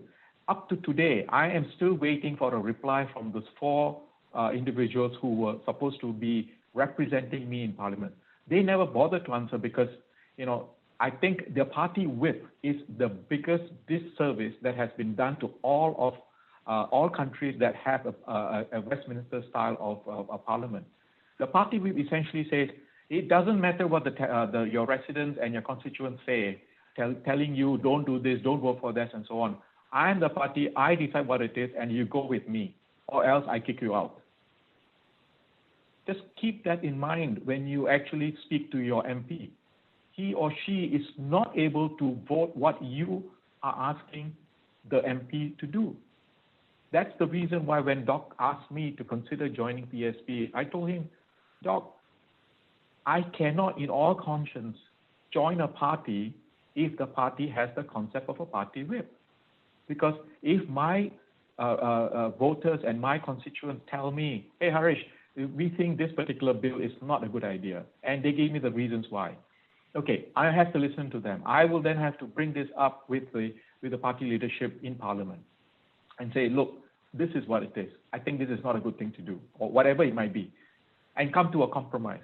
But I should therefore, at the end of the day, be able to vote what my constituents say without having the fear of what is called a party whip.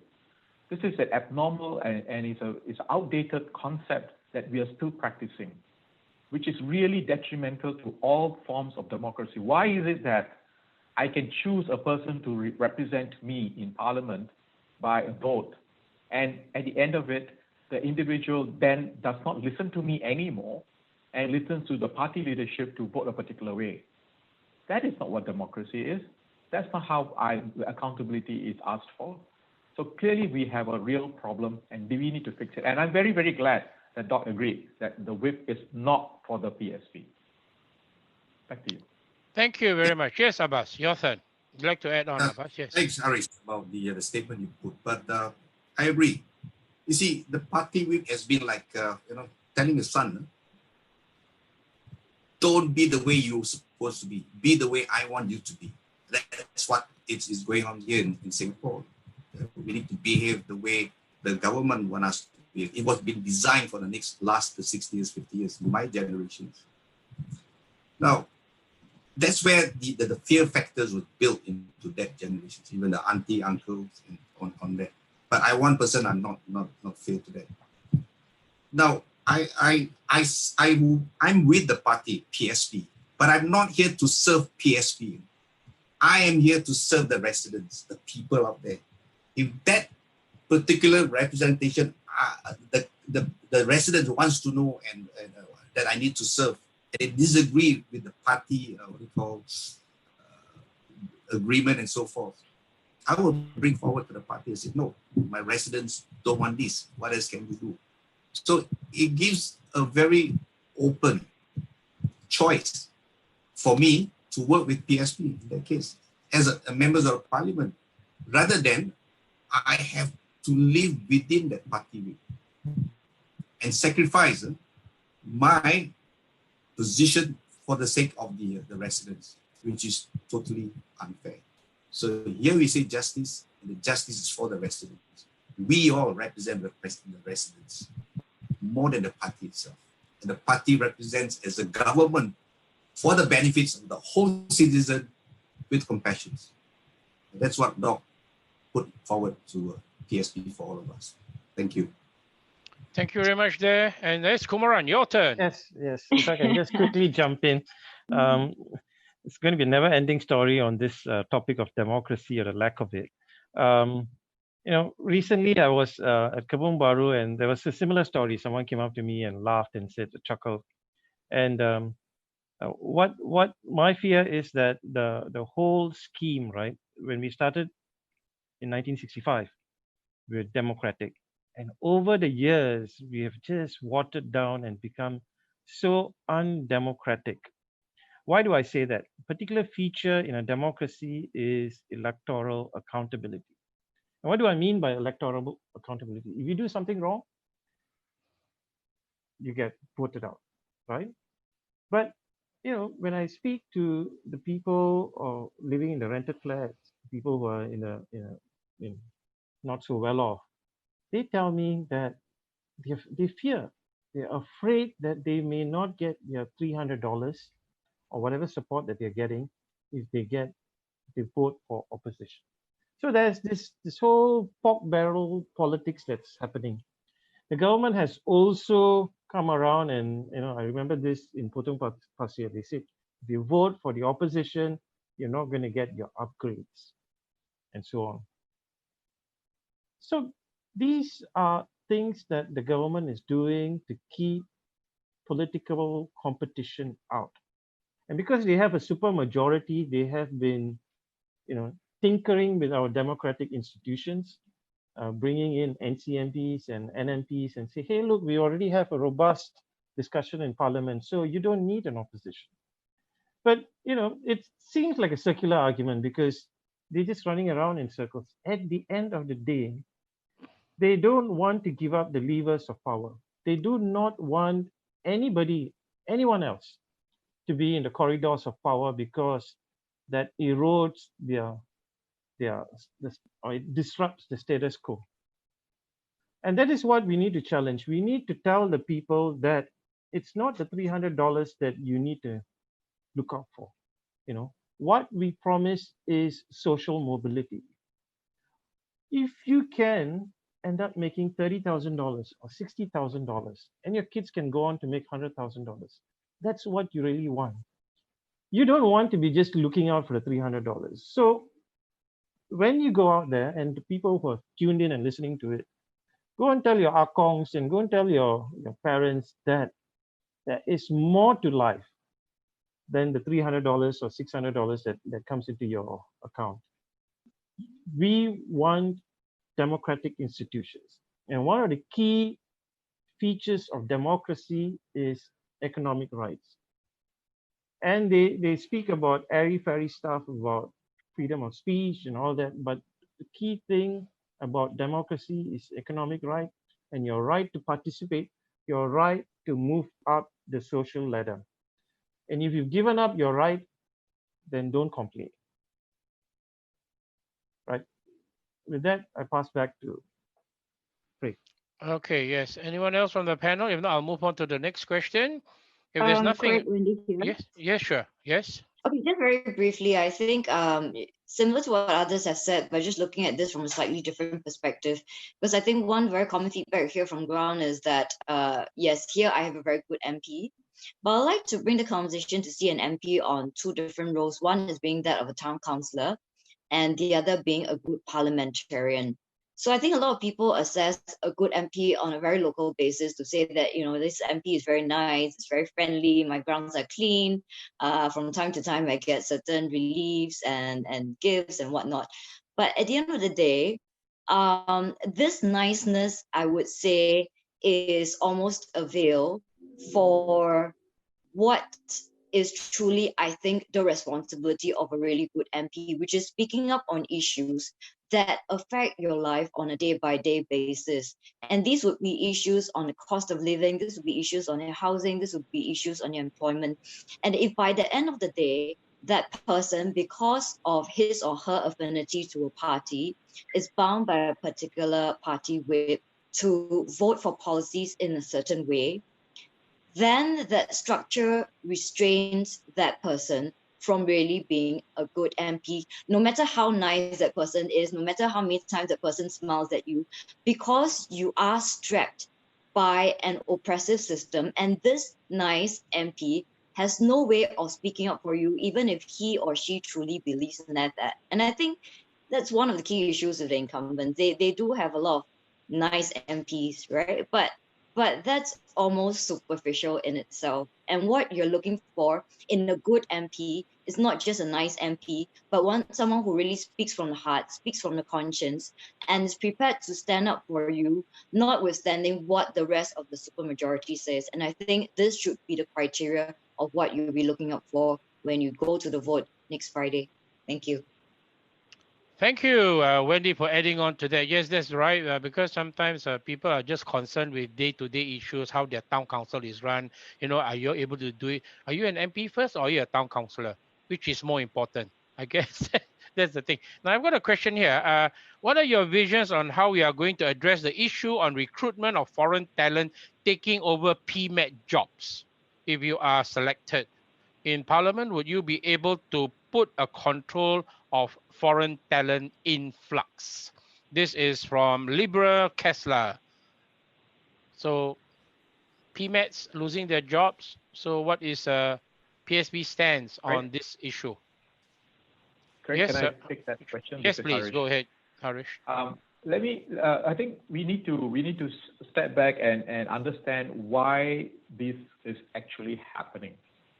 The main reason why we are seeing that there is a increase of PMET jobs being lost is because we have in place some FTA arrangements with some countries that make it easier for their population of engineers and so on who have very little experience, relevant experience in whatever industry it is, to be able then to come to Singapore and work here.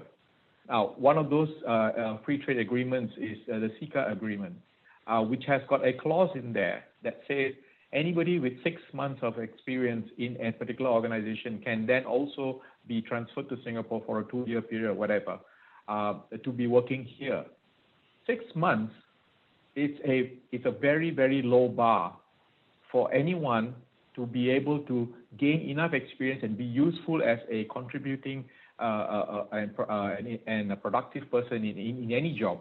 For 6 months, for someone who has just graduated, that is when you're learning the skills. What we would like to see is to review those specific terms and therefore then relook what does it mean to be able to hire Singaporeans, graduates, fresh graduates from the universities. We claim to have 2 of the best universities in the world.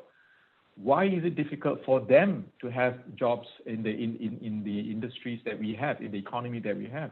The same thing goes into the PMETs. I have had chances to speak and work with a lot of PMETs who lost jobs, and almost every single one of them was telling me that the jobs that they had went to people who came from other countries, mostly, and with much lower experience than they had. So there is a huge mismatch, and I cannot appreciate why this continues to be allowed in the system that we have in Singapore. We have to put in additional work. I volunteer with this around this with the Singapore Computer Society to look at how do we get PMATs back onto the job market. It is a very tough thing to do. How am I standing there talking to them and say, hey, Harish, you know, my job that I had for X number of years now is gone because it has gone to somebody else who has got lower experience and comes at a cheaper price, and therefore I'm out of a job. I don't have an immediate answer for him or her. That angers and pains me. We should be looking after our own people first. Not that we should exclude others, but we should be having a consideration that, you know, if we have skilled individuals in Singapore, our own people, why are we making it easier for someone with less skills, less experience to come here and do that same job? We shouldn't be doing the training services in that sense to train them up on the job here. No, it should be our guys. So I really want to relook some of those FTAs that we have signed with many countries, not to remove them. No, there are certain clauses that needs to be relooked and reimagined and mutually agreeable and make it work for us, because currently it is not working for us. Back to you, Craig. Thank you very much, Dan. Just a follow-up to this topic. There's this person called Ming Chuan. He says, I live in Commonwealth Drive. If it's elected into Parliament, how will your team tackle the issues of course, mentioned just now was job losses, and this person also asked about CPF retirement, minimum wage. So, and of course, you just touched on the issue of foreign workers as well, reliance in certain sectors of the economy. So what are you guys going to do about CPF retirement, minimum wage? Just a follow-up to the previous question about having too many foreign talents in Singapore. So what is PSP's view on these matters? Rick, I want to add to what Harish mentioned earlier. Yes. The question earlier was actually the job opportunity. How do we create that? So right now, the government is trying to create about 100,000 jobs for the coming after COVID. How are we going to do that? You see, I remember what Doc quoted before. The job of a government is not to create jobs. We governments can't create jobs. We don't create jobs. The people who create the jobs are the businesses people. They are the ones who employ people. The government employs civil services. So we need to create a landscape. How are we going to invite investors coming in? You know? And to invite investors, we need caliber people to go out there and talk to them, make a deal, and what can we offer for them. From then on, then we can offer, you know, what they call special taxes and so forth. Like you know, it was done in the past. It works.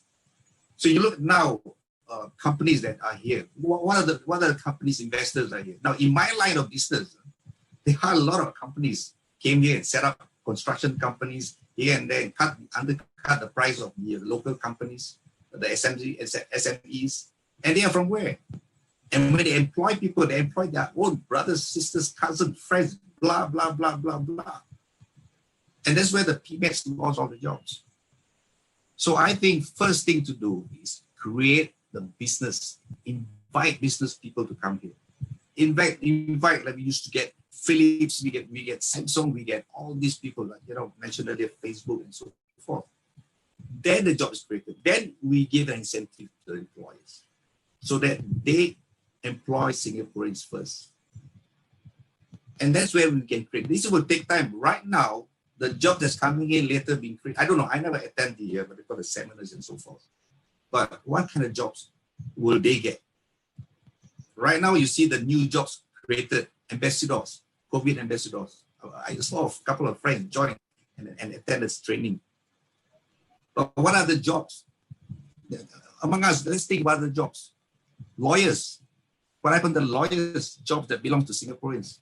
And all the lawyers that coming in open up to, they say, I remember at that time, a lot of my lawyers' friends lost an opportunity because you know why? This is foreign talent lawyers can come in and work with the Singaporeans and blah, blah, blah, and so forth.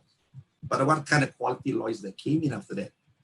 But they came in, caliber lawyers, They came in, but after that, you know what lawyers they came in.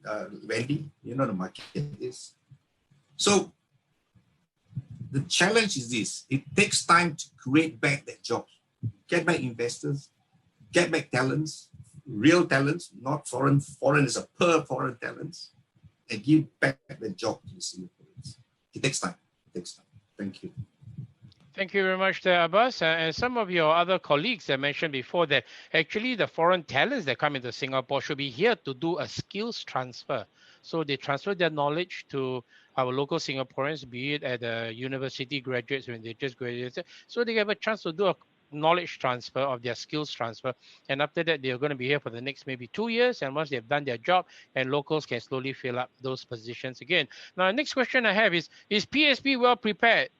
This is from Mr. E.C. Low. I think it's a guy, but I just put as E.C. Low. Is PSP well prepared to take over the town council and learn from Workers' Party's experience for the Aljunied Hougang Town Council and not follow their footsteps? If PSP wins some wards, do you already have an estate management system and a group of people ready to work on it? So, I'll take this. Yes, Michael. Great. Yes, Michael. Michael wants to raise his hand. Let's let Michael, please. Michael, have the floor. Go ahead. Hi, Craig. Thanks for the question.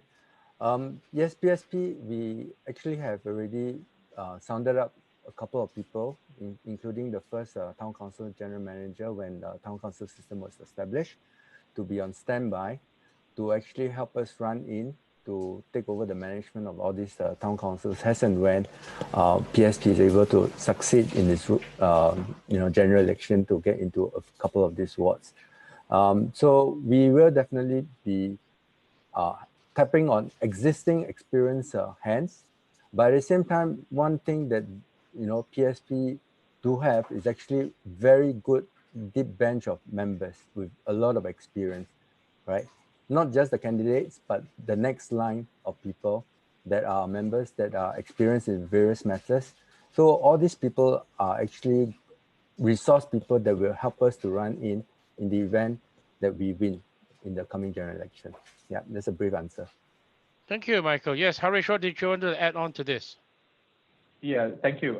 Thank you, E.C. Low, for that question, because that is a very important question that had angered me when they first when WP took over Aljunied and the rug was pulled from under them by the outgoing party, which was really very, very amazing kind of a sleight of hand on the part of the outgoing party, because they had a rule among themselves that if a particular town council changes hands to another party, whatever computer systems and IT support systems and so on will automatically get stop being available to the newly incoming group of MPs. How is something like that even legally allowable? The fact that among themselves they agreed to that, and that was fine. But what happened after that, as we have seen, the Workers' Party was struggling trying to recreate the environment that they needed. So I did reach out to them at that point in time, 2011, to help them to do stuff, but they chose another path. That's perfectly fine. That's entirely up to them. So I spoke to Doc about this particular thing when he asked me about, how can I help when we take over Tanjong Pagar and West Coast and all the other GRCs that we are competing in.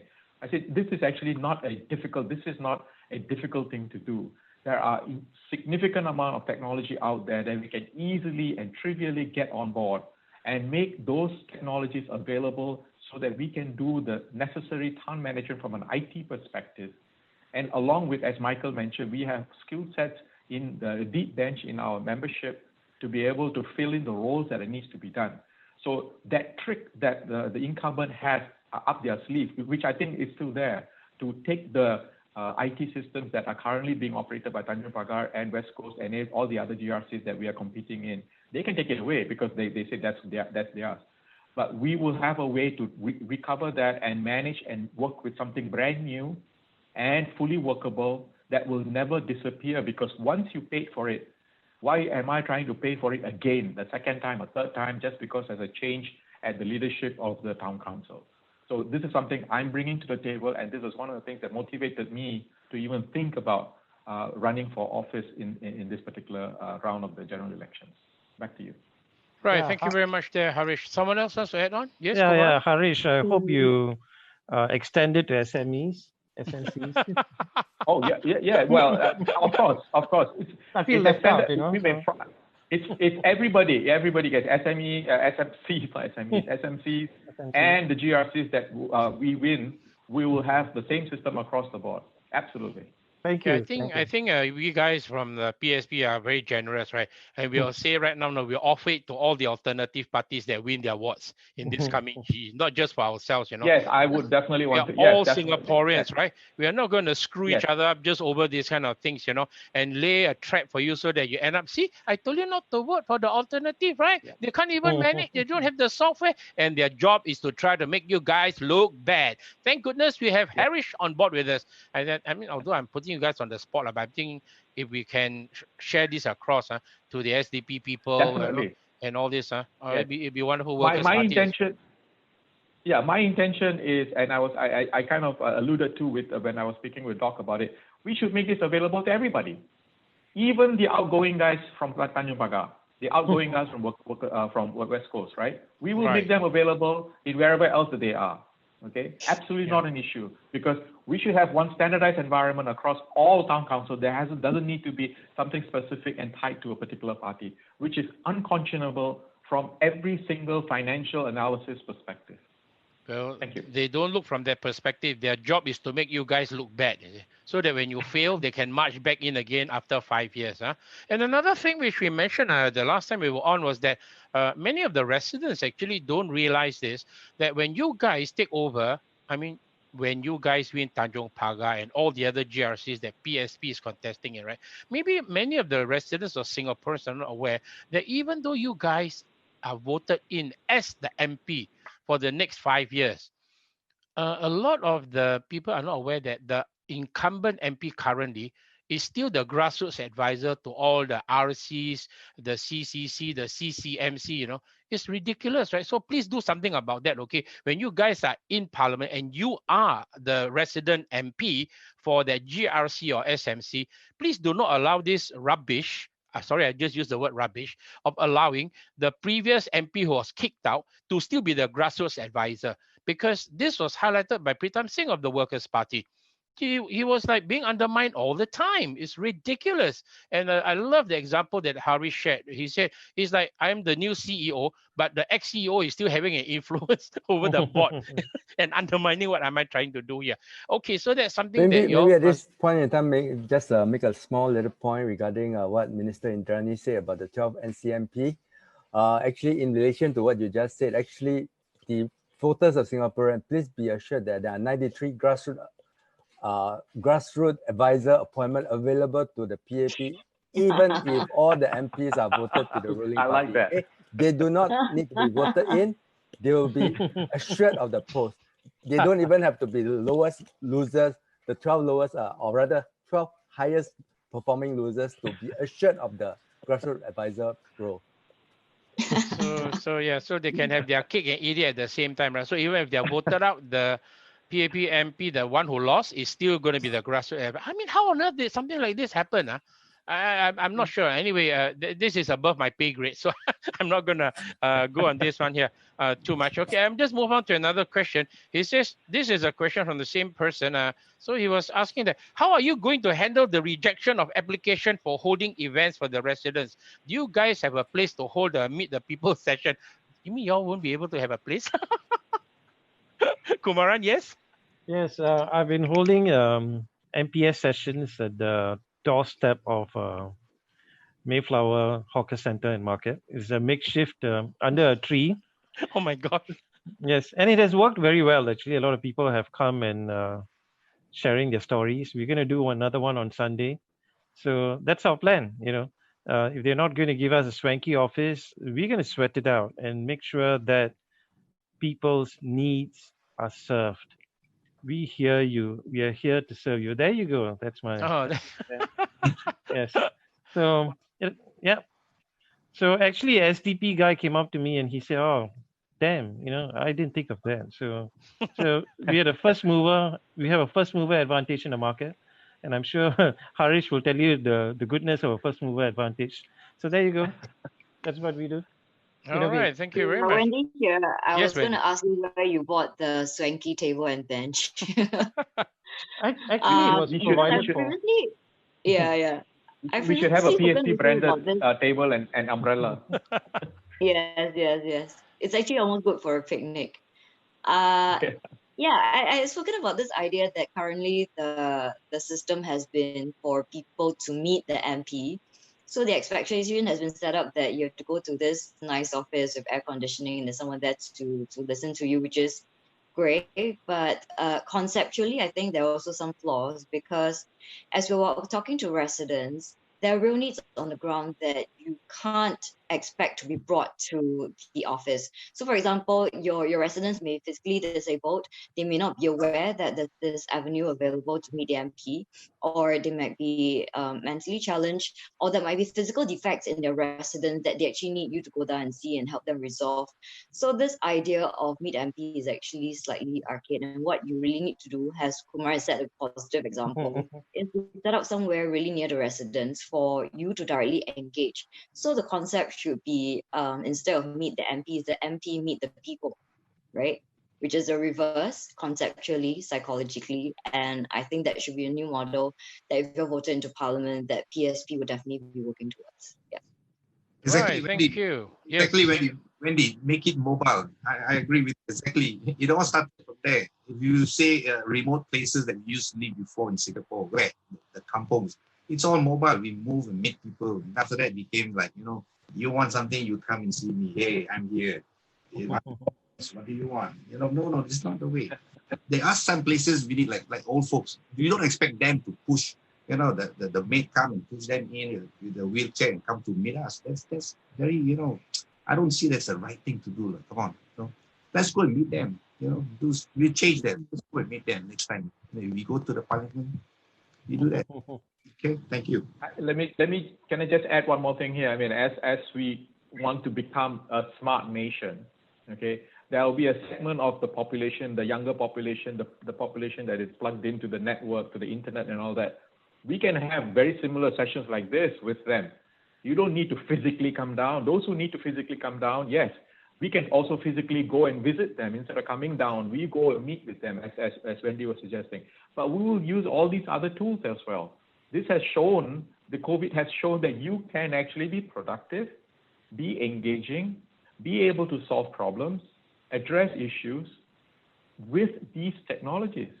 There's no real need for me to walk to a particular place or drive to a particular place or anything of that nature to solve a problem.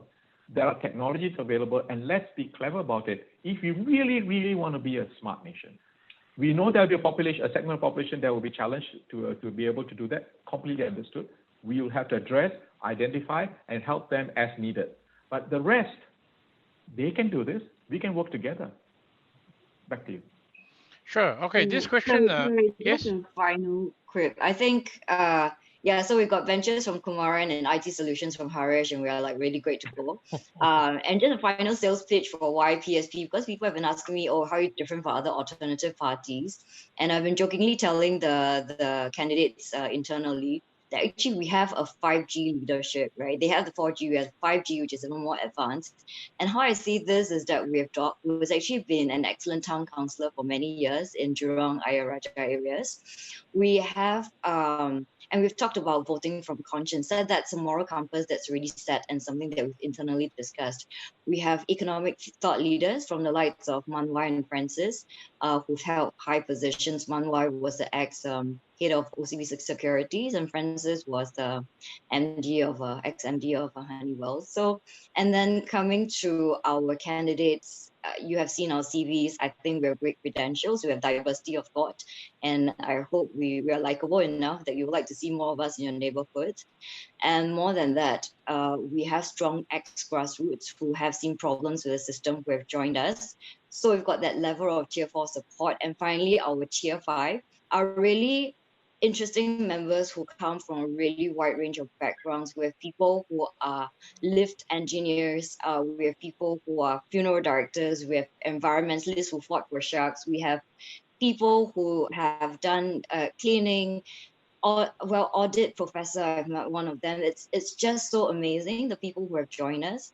And so we are not only ready to be town councillors, I think we are ready to be parliamentarians, and in a very, very different way. So look out for 5G leadership, vote us in, and we'll be seeing more of you with our benches and IT solutions. Thank you.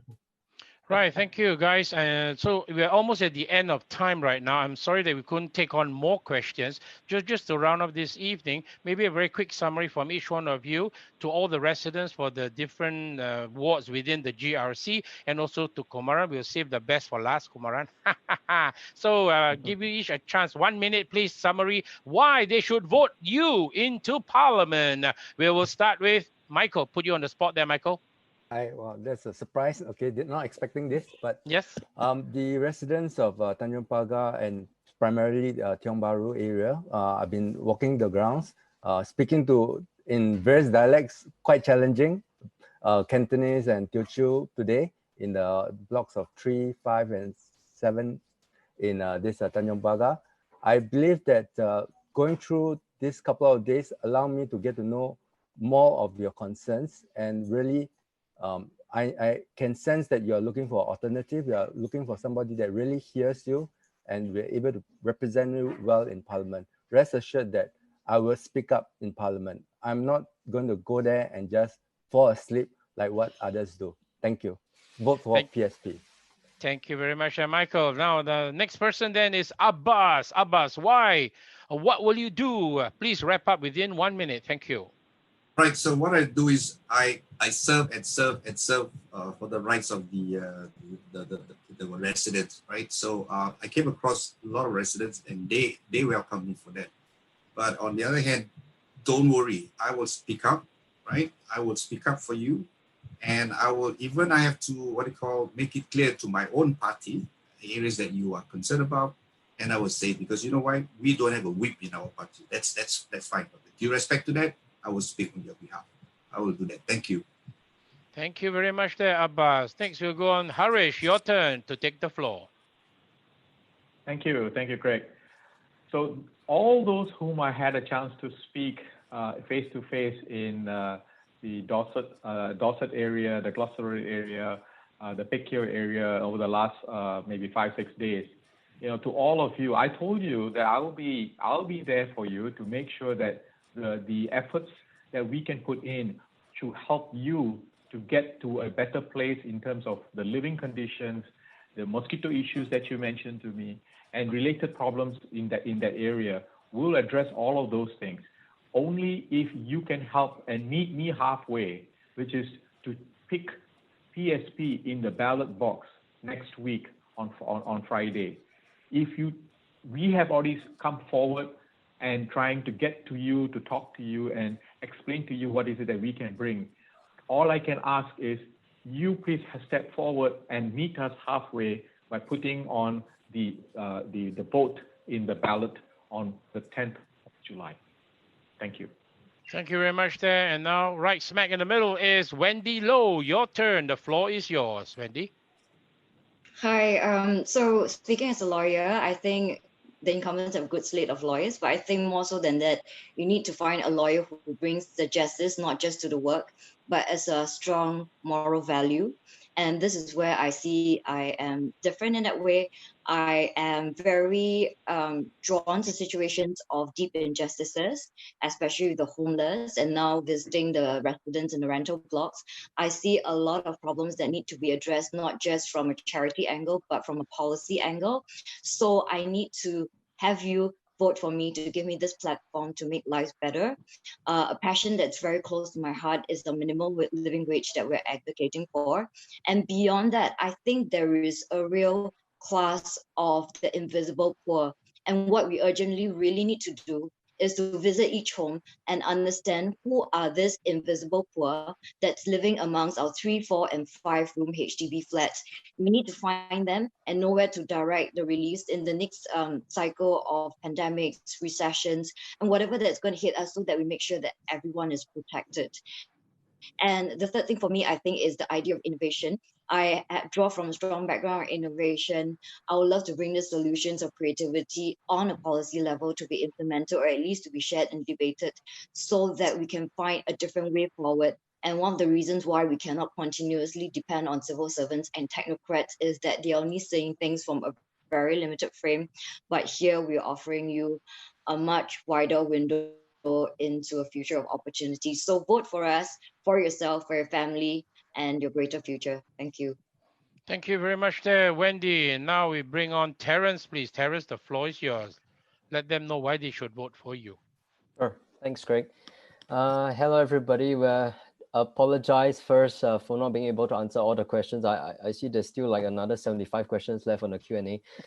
I have been trying my best to type as fast as I can to reply to as many questions, because obviously I can't answer so many of them live. But yeah, there's just way too many coming up. Of course, one of the things I would like to say right here is, there is not a monopoly of ideas in one party. We need a different slate of people, right, across different experiences and walks of life, to be able to bring more diversity into Parliament, to have better debates. And I think we can all see that, be it on the TV debates or through webinars and everything that you have been seeing online from last week till now, right? So also to end off with one last thing that I think former ESM Goh Chok Tong did mention before, is that a party is finished if it's unable to attract good, credible, talented individuals. And I really hope that you can see and take the time to understand all who join PSP and are up standing for elections this time around. That is it true that there's no more talent, there's no more credibility outside of the PAP? I think you can really judge for yourself. You have seen how all of us have performed here. Of course, if we have more time, we'll take on more questions.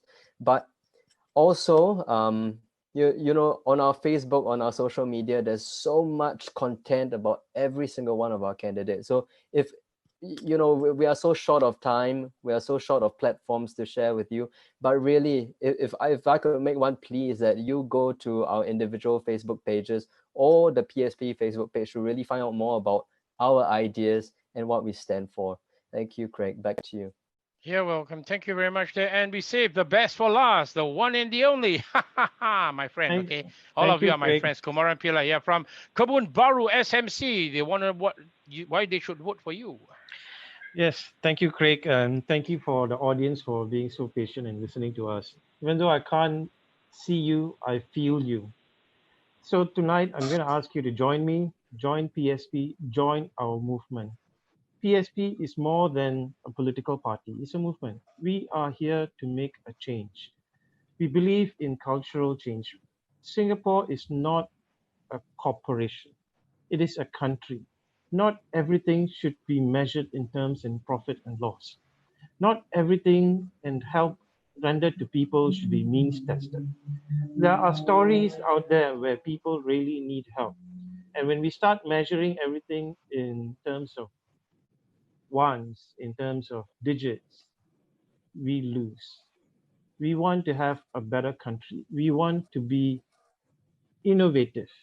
And Alan Greenspan has said that a country that has chronic surpluses has got no incentive to innovate. And that's what we've become. We've become best at various things, but we lack the soul. So I ask you tonight to join us. Go onto our website, sign up as a volunteer. We need polling agents. We need counting agents.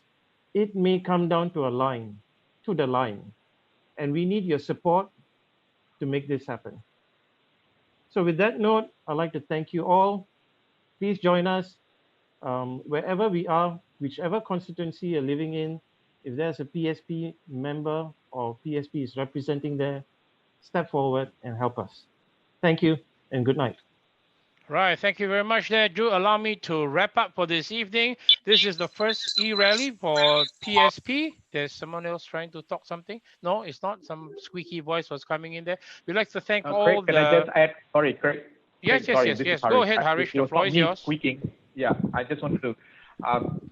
this morning, a bunch of friends of mine shared with me a concern that they were told that a particular school, a junior college in Singapore, the principal or someone in authority in the school was telling the students of the school that the students should not be discussing or expressing any comments or considerations around this election process among themselves even, which to me, it defeats the entire purpose of what does it mean to have education in the first place. Now, I just wanted to put it out there because I heard about it and I felt really very upset because this is a name brand school and the school administration is trying to suppress the students from expressing comments and having an opinion, because one of the things that PSP has already proposed is that we want to lower the voting age to 18. So we need to start early and start them young so that they can be productive citizens of Singapore. Thank you. You're welcome there, Harish. That's right. So there's so many issues on the table, but due to limited time, we cannot cover all of them. So I do apologize to all the viewers who are here on Zoom and on Facebook Live that we couldn't answer all the questions. But as Terence suggested just now, if you want to know a lot more about them, not just on the superficial level, but really know them, go and look up the videos, which is the up close and personal videos about each of them, what it means for them and why did they join PSP. So lots of issues that are going to be handled for this upcoming GE. And when you are at the ballot station or poll, when you're going to mark the X, do please consider all these candidates, in particular the team here tonight who are from Tanjong Pagar GRC and Kumaran Pillai, who is from the Kebun Bahru SMC. Give them a chance, okay? Because you know how Einstein defined insanity? He said doing the same thing over and over, but expecting a different result. So if you're going to go with the same incumbent people over and over, and you've given them 60 years from 1959 till now, and has it changed? So please stop being insane, Singaporeans. Give yourselves a breath of fresh air and allow these bunch of people to step into parliament to represent you and deny them an overwhelming majority. So we need to have a total of 32 seats for the alternative parties together. Once we deny them, they cannot just change the law as they like in Singapore. So what have you got to lose, right? So let them in, okay? They are not going to mess up. We have Dr. Tan Cheng Bock as the mentor to guide all of them. And that is why he is coming off retirement at age 80, because he said that the PAP has lost their way. So do you want to continue being led by people who are lost? Or will you give this bunch of wonderful people here and the people who are coming up for the next 3 nights a chance to show you what they are capable of? So on that note, I say thank you very much for all of you who have taken time to join us here tonight. And we send our love to you. And when on polling day, please mark against our coconut tree, our palm tree logo. Thank you very much. Love to all. This is Craig signing off. Bye-bye. Say everyone, wave bye-bye to all the good people. Bye. Bye. Good Bye. night. Thank you. See you tomorrow. Thank you. See you. Oh, yeah. Hold on 5 minutes.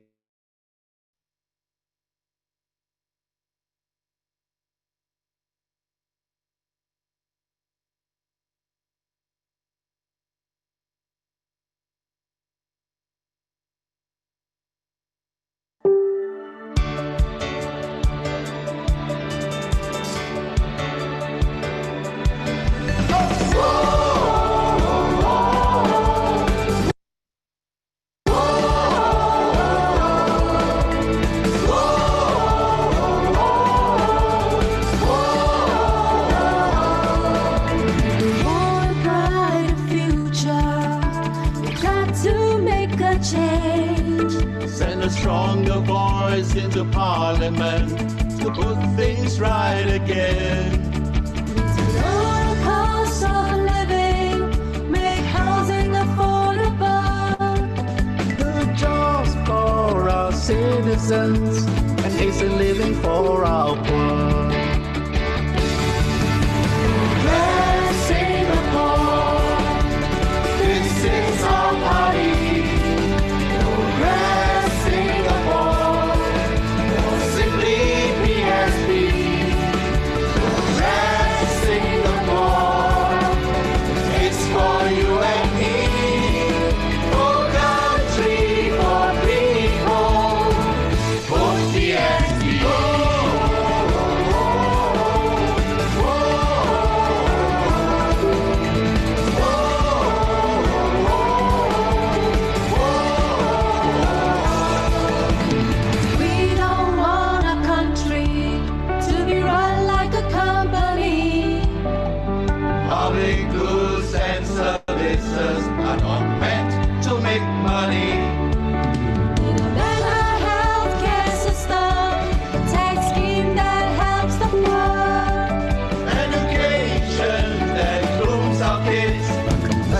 See